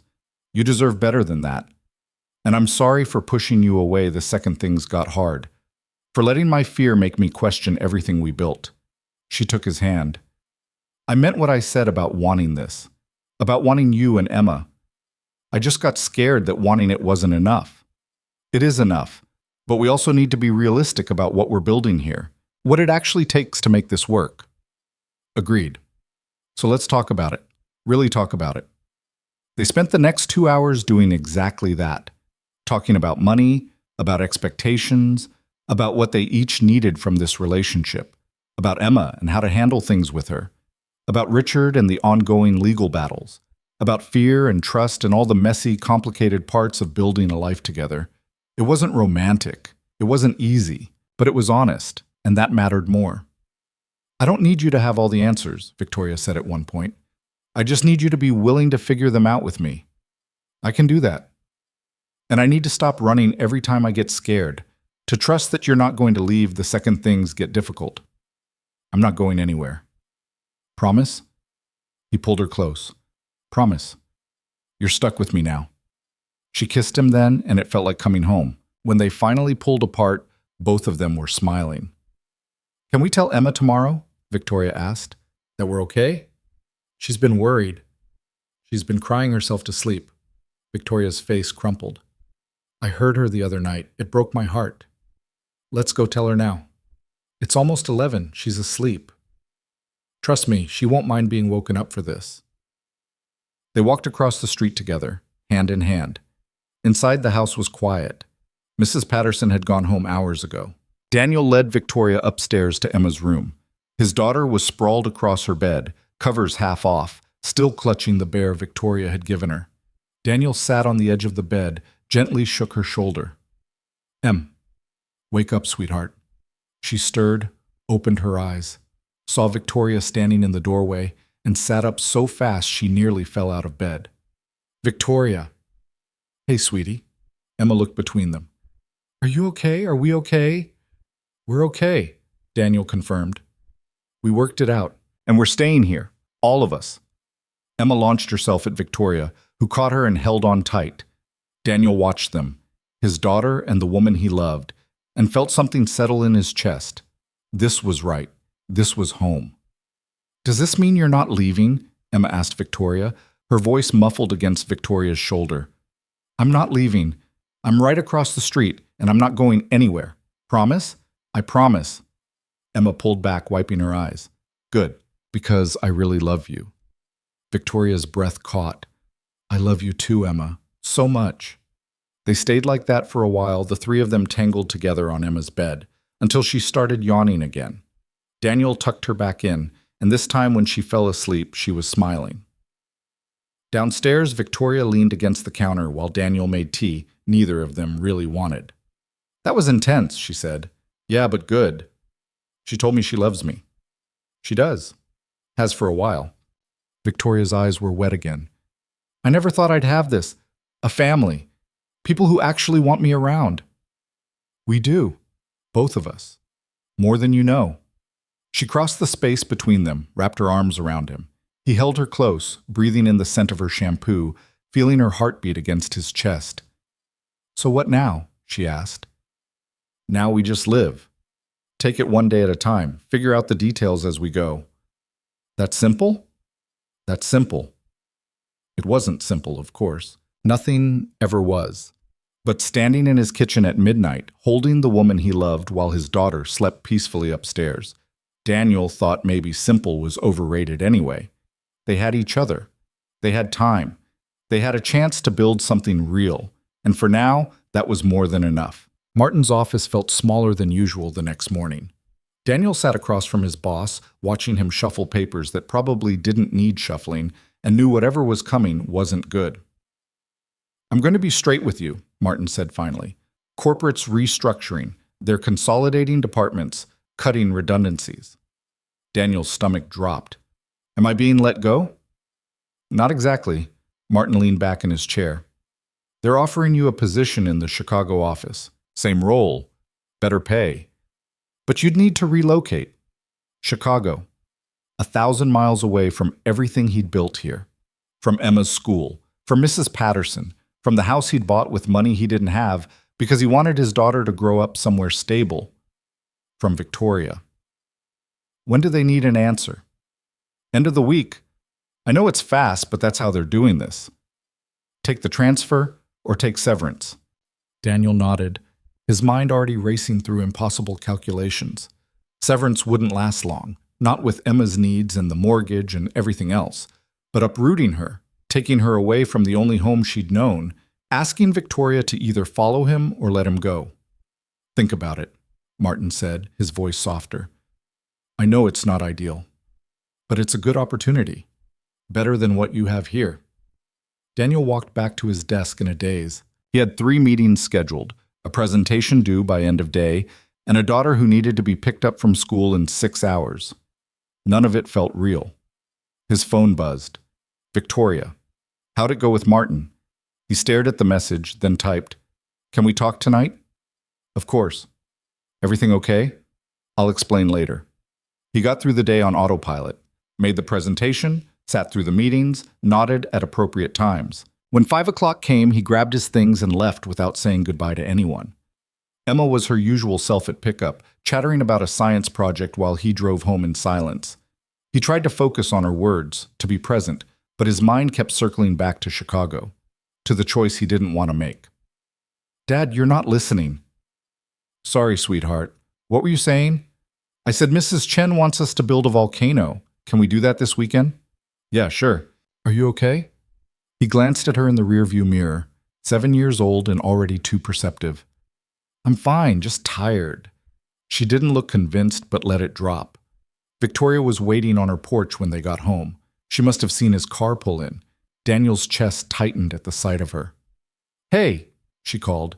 "Want to come over? I made pasta." Emma's face lit up. "Can we, Dad?" He wanted to say no. Wanted time to figure out how to explain this. What words to use that wouldn't make everything fall apart. But Emma was already unbuckling her seatbelt, and Victoria was smiling at him with that open, trusting expression that made him feel like the worst person alive. "Yeah," he said. "Give me 5 minutes to change." Inside his house, he stood in the bedroom, staring at his reflection in the mirror. The guy looking back seemed older than 32, tired, worn down by choices that shouldn't be this hard. His phone rang. Unknown number. He almost didn't answer, but something made him pick up. "Daniel Hayes." "Yeah." "This is Richard Hale, Victoria's ex-husband." Every muscle in Daniel's body tensed. "How did you get this number?" "That's not important. What's important is that we need to talk, man to man." "I don't think—" 10 minutes, that's all I'm asking. There's a coffee shop on Main Street. I'm there now." "I'm not meeting you." "Then I'll come to your house. I know where you live, right across from my wife. Ex-wife. A technicality we're working on correcting." Richard's voice was smooth, confident, the voice of someone used to getting what he wanted. 10 minutes, Daniel, or I show up at your door and we have this conversation in front of your daughter. Your choice." The line went dead. Daniel stood there, phone in hand, fury burning through his chest. He should ignore it, should tell Victoria and let her handle it, should do anything except what Richard wanted. But the thought of him showing up here, around Emma, around Victoria. He texted Victoria. "Something came up. Can you watch Emma for a bit?" "Of course." "Everything okay?" "We'll explain later." He walked Emma across the street, kissed her forehead, and told her to be good. Victoria searched his face with worried eyes but didn't push. He'd tell her everything later, after he dealt with this. The coffee shop was mostly empty, just a few college kids with laptops and an older couple sharing a muffin. Richard sat in the back corner, expensive suit, perfect hair, looking like he'd walked off the set of a corporate drama. He stood when Daniel approached. "Thank you for coming." "You didn't give me much choice." Daniel didn't sit. "Say whatever you need to say, and let's be done with this." "Sit down, Daniel. Please. I'm not here to fight." Against his better judgment, Daniel sat. Richard signaled the barista, ordered 2 coffees without asking what Daniel wanted, and settled back in his chair with the easy confidence of someone who'd never been told no. "I'll get right to it," Richard said. "I want my wife back." "She's not your wife anymore." A piece of paper doesn't change 10 years of history. Victoria and I built something together, a life, a company, a partnership that worked. "Worked?" Daniel couldn't keep the edge from his voice. "You cheated on her." "I made a mistake, one I deeply regret. But relationships are complicated, Daniel. Sometimes people stray when they're not getting what they need at home." "So you're saying it was her fault?" "I'm saying we both made mistakes, but we also made something incredible together. something worth saving. Richard leaned forward. You seem like a decent guy. Good father, stable job, nice house. But let's be honest about what you can offer her. Victoria needs someone who can match her ambition, who understands her world, someone who can be her equal. And you think that's you? I know it is. We built an empire together. What are you offering? A mortgage and a used car? A daughter who isn't even hers? Daniel's hands clenched under the table. Emma is none of your business. Everything about Victoria is my business. She's the mother of my future children, the co-CEO of our company, my partner in every sense of the word. She doesn't want that anymore. She thinks she doesn't, but give it time.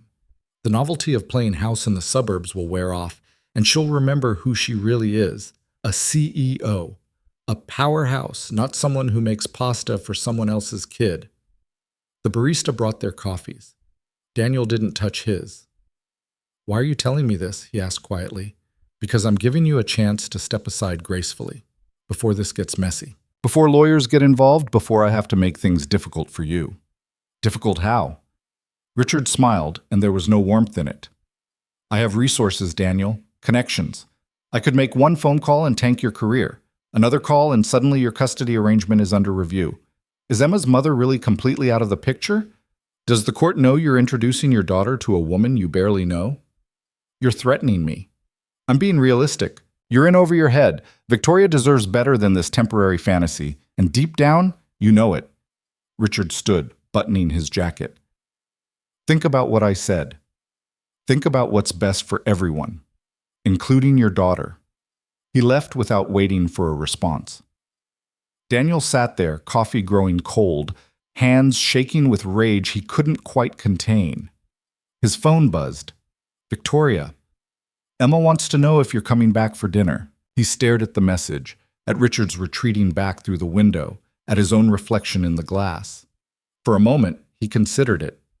Walking away, taking the Chicago job, making it easy for everyone.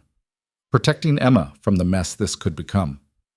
Then he thought about Victoria's smile, about the way Emma lit up when she saw her, about morning coffees and late-night conversations and the feeling that maybe, for the first time in years, he wasn't just surviving, but actually living. He typed back, On my way. Victoria knew something was wrong the moment he walked in. She waited until Emma was distracted with a puzzle to pull him aside.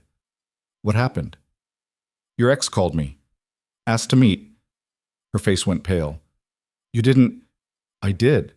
He ambushed me, said he'd show up here if I didn't go. What did he want?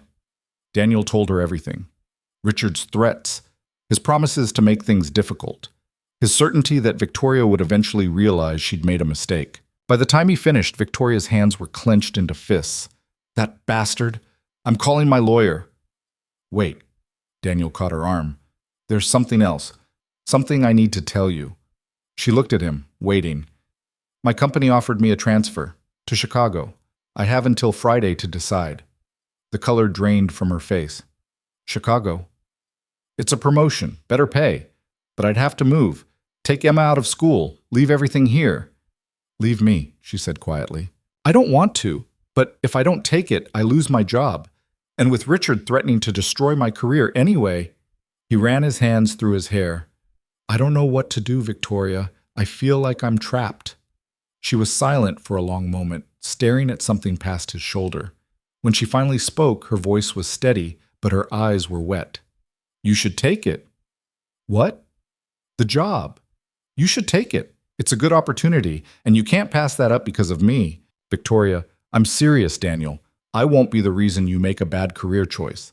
I won't be the reason Emma's future is compromised. You're not hearing me. I don't want to go to Chicago. I want to stay here. With you. And then what? Richard makes good on his threats? You lose your job anyway? Emma gets dragged into a custody battle because of me? She shook her head. I can't let that happen. So what are you saying? That we're done? I'm saying you need to do what's best for your daughter. And maybe that's not here. Don't do this. He stepped closer. Don't push me away because you're scared. I'm not scared. I'm being realistic. Bullshit. You're doing exactly what you did in college, choosing the safe path because you think that's what you're supposed to do. That's not fair, isn't it? You married Richard because it made sense, built a life you hated because it looked good on paper, and now you're trying to do the same thing again, sacrificing what you actually want because it's easier than fighting for it. This isn't about me, Daniel. This is about Emma, about protecting her from the mess my life brings. Emma loves you. She wants you in her life, so do I. But you have to want it too. You have to be willing to fight for it instead of running. The second things get hard. Victoria's eyes flashed. You have no idea what I've been through, what it cost me to leave Richard, to start over, to try to build something real. And now he's back, threatening to destroy everything, and you're asking me to drag you and Emma into that war. I'm saying we fight it together. And if we lose, then we lose, but at least we tried. She turned away, wrapping her arms around herself. Emma's voice drifted from the other room, singing something off-key while she worked on her puzzle. The sound of normal life, of childhood innocence that deserved protecting.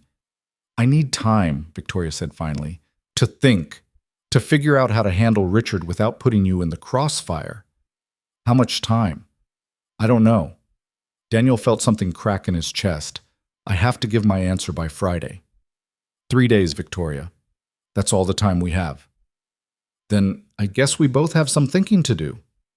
He wanted to argue, to push, to make her see that running wasn't the answer. But Emma appeared in the doorway, puzzle piece in hand, asking for help, and the moment shattered. They got through dinner somehow, made conversation, smiled at Emma's jokes, pretended everything was fine.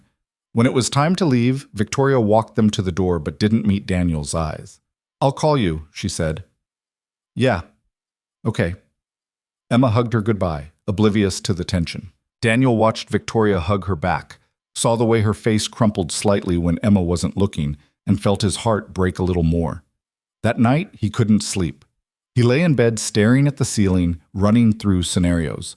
Take the job, start over in Chicago, give Emma a fresh start somewhere Richard couldn't reach. Stay here, lose his job, hope he could find something else before the money ran out. Fight for Victoria, risk everything, possibly lose it all anyway. There were no good choices. His phone lit up around 2 a.m. Victoria. Can't sleep either? No, I'm sorry about earlier. I didn't mean to push you away. I know, you're scared. I get it. I don't know how to do this, Daniel. How to let someone in without them getting hurt. You don't. That's the risk. But it's worth it. Is it? Even if everything falls apart? He thought about Emma asleep down the hall. About the life they'd built here, fragile and imperfect as it was. About Victoria across the street, probably sitting in the dark the way he was. Yeah. Even then, she didn't respond for a while. When she did, it was just, I need to show you something. Tomorrow. Can you come over after Emma's at school? What is it? Just trust me. He wanted to push, to demand answers, but he was too tired for more fighting. Okay. I'll be there. Morning came too soon. Daniel got Emma ready for school, dropped her off, and drove back home with his stomach in knots. Victoria's car was in her driveway. He parked in his own driveway, walked across the street, and knocked. She answered immediately, like she'd been waiting by the door. Come in. The living room looked different. Papers were spread across the coffee table, her laptop open, coffee cups scattered around. She'd been up all night. I've been thinking about what you said, she started. About fighting. About not running. Yeah? And you're right. I've spent my whole life choosing the safe option, the logical option, and it's made me miserable. She gestured to the papers. So I made some calls, talked to my lawyer, my accountant, some people I trust. Victoria, what did you do? I'm selling my company. He stared at her. What? Not all of it. Just my shares? Enough to cut all ties with Richard, to make it impossible for him to use the business against me. She sat on the couch, looking exhausted but determined. It'll take a few weeks to finalize, but once it's done, he'll have no leverage, no connection to me beyond a failed marriage. That's your company. You built that. I built it with him, and it's been a chain around my neck ever since. I don't want it anymore. I want freedom. I want a life that's actually mine. Daniel sat beside her, trying to process. What will you do? I don't know yet. Consult maybe. Start something new. Take some time to figure out who I am when I'm not performing for investors and board members. She looked at him. But whatever I do, I want to do it here, with you, if you'll have me. Victoria, I know it's a lot. I know I'm asking you to trust me after I pushed you away, but I mean it, Daniel. I want to fight for this, for us. I just needed to clear the board first, make sure Richard couldn't hurt you or Emma. He didn't know what to say. The relief was overwhelming, mixed with fear and hope, and about a dozen other emotions he couldn't name. What about Chicago? He asked. What about it? I still have to give them an answer. She was quiet for a moment. What do you want to do? I want to stay here, but I can't do that without a job. Then we'll figure it out together. Maybe I can make some calls, see if any of my contacts are hiring. Or maybe you take the severance and use it to buy yourself time to find something better. Whatever happens, we'll handle it. You don't have to. I want to. That's what partners do, right? They help each other. Partners. The word settled into his chest, warm and terrifying. I have to tell Emma, he said, about us. About everything. She deserves to know. Whenever you're ready. Tonight, he decided. I'll tell her tonight. Victoria nodded, relief flooding her face. She leaned into him and he wrapped his arms around her, breathing in the scent of her shampoo and coffee and home. Thank you, she whispered. For what? For not giving up on me. For seeing past all my bullshit. Thank you for deciding to stay. They sat like that for a while, holding each other in her living room while sunlight streamed through the windows. Outside, the street was quiet. Normal. Like the world hadn't just shifted on its axis. Daniel's phone buzzed. Martin, need your answer by end of day. No pressure, but they're pushing for a decision. He looked at Victoria. I need to call my boss. What are you going to tell him? Daniel thought about Chicago, about fresh starts and running from problems, and all the reasons leaving made sense on paper. Then he thought about Emma's face when she talked about Victoria, about morning coffees and late-night conversations, and the feeling of finally being seen. I'm going to tell him no.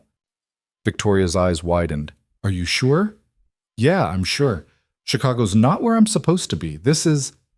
He made the call right there, sitting in Victoria's living room with her hand in his. Martin wasn't happy, but he understood. Offered to put in some good words with other companies to help him land on his feet. Daniel thanked him, hung up, and felt lighter than he had in days. So, Victoria said, now what? Now I go pick up my daughter and figure out how to explain that her dad's dating the neighbor. Victoria laughed. Think she'll be surprised? Not even a little bit. Emma took it exactly as well as he expected, which is to say she squealed so loud the neighbors probably heard. I knew it, she shouted, bouncing on the couch. I knew you liked each other. How did you know? Daniel asked, bemused. Because you smile all the time now. And you let me have extra dessert when we eat at Victoria's house. You only do that when you're happy. Victoria was trying not to laugh. Is that true? Apparently I'm very transparent. Emma launched herself at Victoria, hugging her tight. Does this mean you're going to be my mom? Victoria froze, caught off guard. Daniel started to intervene, but Victoria spoke first. I can't replace your mom, sweetie, but I can be someone who loves you very much and wants to be part of your life. If that's okay with you. Emma pulled back, considering this seriously. Will you still teach me to braid my hair? Of course. And help with homework? Whenever you need me. And come to my soccer games even though I'm terrible? You're not terrible. And yes. Emma nodded, satisfied. Okay. Then it's okay with me. Just like that, it was settled. Emma went back to her cartoons, already moving on to the next thing, while Daniel and Victoria exchanged glances over her head. That went well, Victoria whispered. Yeah, almost too well. Don't overthink it, just accept the win. The next few weeks were chaotic in the best way. Victoria's lawyer worked on finalizing the sale of her shares while Daniel networked and applied for new positions. Money was tight, but Victoria helped where she could, covering groceries, paying for Emma's after-school activities, doing it in a way that didn't feel like charity. Richard made one last attempt to interfere, showing up at Victoria's house demanding to talk. Daniel was there when it happened. He watched Victoria face her ex-husband with a calm he'd never seen before. We're done, Richard. The papers are signed. The company's yours. You got what you wanted. I wanted you. No, you didn't. You wanted someone who made you look good. Someone who fit the image you were building. That was never really me. And you think he's better? Richard gestured at Daniel. A single dad with a dead-end job? He's a good man who treats me like a person instead of an asset. So yeah, he's better. In every way that matters. Richard's face darkened. You'll regret this. The only thing I regret is wasting 10 years on you. Now get off my property before I call the cops. He left finally, and Victoria collapsed against the closed door. Daniel pulled her close. You okay? Yeah, actually I am. A month later, Daniel got an offer from a tech company across town. Better pay than his old job, better hours, closer to home. He started the following Monday, and it felt like a new beginning. Victoria officially cut ties with her old company and started consulting on her own terms. She took on projects she actually cared about, worked from her home office, and had dinner with Daniel and Emma almost every night. They didn't rush anything, took their time figuring out what this relationship looked like, how to blend their lives without forcing it. Some nights, Victoria stayed over after Emma went to sleep. Some weekends, they took trips together. The three of them piled into her car, driving to beaches and museums, and anywhere Emma wanted to go. Emma thrived, started doing better in school, made new friends, smiled more. Daniel noticed she'd stopped asking about her biological mother. Victoria had filled that space without even trying. 6 months after that first morning when Daniel almost hit the moving truck, he and Victoria sat on his porch while Emma slept inside.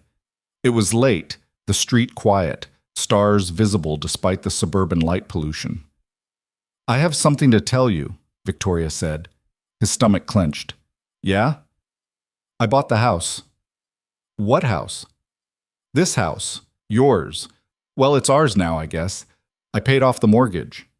He stared at her. You did what? You were stressed about money, and I had the resources, so I handled it. Before you get upset, it's in both our names, equal ownership. I'm not trying to take over your life or whatever you're thinking right now. Victoria, let me finish. I also set up a trust for Emma, for college, or whatever she needs. And I know you're going to be proud and stubborn about it, but it's done. Consider it a gift. Daniel didn't know whether to be angry or grateful or overwhelmed. He settled on all three. You can't just, I can and I did. We're partners, remember? That means I help when I can. And I can help with this, so I am. You're impossible. You love me anyway. She said it casually, but the words landed heavy. They hadn't said that yet, hadn't put a label on what this was beyond just being together. Yeah, he said quietly. I do. She turned to look at him, eyes wide. What? I love you. Have for a while now. Since college, probably, but definitely now. She was crying. Happy tears, he thought, but he couldn't quite tell in the dark. I love you too, she whispered. I was terrified to say it first. Why? Because every time I've said those words before, they've been a lie, or a performance, something I said because it was expected. She took his hand. But this is real. You're real. And it scares the hell out of me. Me too. They kissed, soft and slow, and Daniel felt something settle inside him, like a puzzle piece finally clicking into place. What do we do now? Victoria asked. Now we just live. Together. The three of us. That simple? That simple. It wasn't simple, of course. Nothing ever was. They had fights about stupid things, disagreed on how to handle Emma's discipline, struggled to balance work and family and everything else life threw at them. But they figured it out, together. A year after Victoria moved in across the street, she moved in for real, sold her house and brought her things over, merging their lives in a way that was chaotic and messy and perfect. Emma got her own bathroom, which she declared the best thing that had ever happened. Victoria took over the garage for her home office. Daniel finally had someone to share the burden of parenthood, and it made everything lighter. On a quiet evening in autumn, almost 2 years to the day since they'd reconnected, Daniel found Victoria in the backyard watching the sunset. Emma was at a friend's house for a sleepover, and they had the rare luxury of an empty house. Hey, he said, sitting beside her on the porch steps. Hey yourself. I've been thinking. That's dangerous, he smiled. Remember in college when I never told you how I felt? Yeah. I don't want to make that mistake again. He pulled a small box from his pocket. Victoria's eyes went wide. Daniel, I'm not good at speeches, you know that. But I know that I want to spend the rest of my life with you. I want Emma to call you Mom if she wants to. I want to wake up next to you every morning and figure out this messy, complicated, beautiful life together. He opened the box. The ring was simple, elegant, nothing flashy. Exactly her style. So, Victoria Hale, will you marry me? She was crying again, nodding before she could even speak. Yes. Yes, of course, yes. He slid the ring onto her finger, and she kissed him like they had all the time in the world. When they finally pulled apart, she was smiling through her tears. I can't believe this is my life, she said. Good or bad? Good. So good. She looked at the ring, then back at him. I thought I'd lost my chance at this, at normal, at real, at happy. And then you almost hit that moving truck. Best near accident of my life. She laughed, that real, genuine laugh he loved. I love you, Daniel Hayes. I love you too. They sat there as the sun set, painting the sky in shades of orange and pink and gold. Across the street, the house Victoria used to live in stood empty, a reminder of where she'd come from.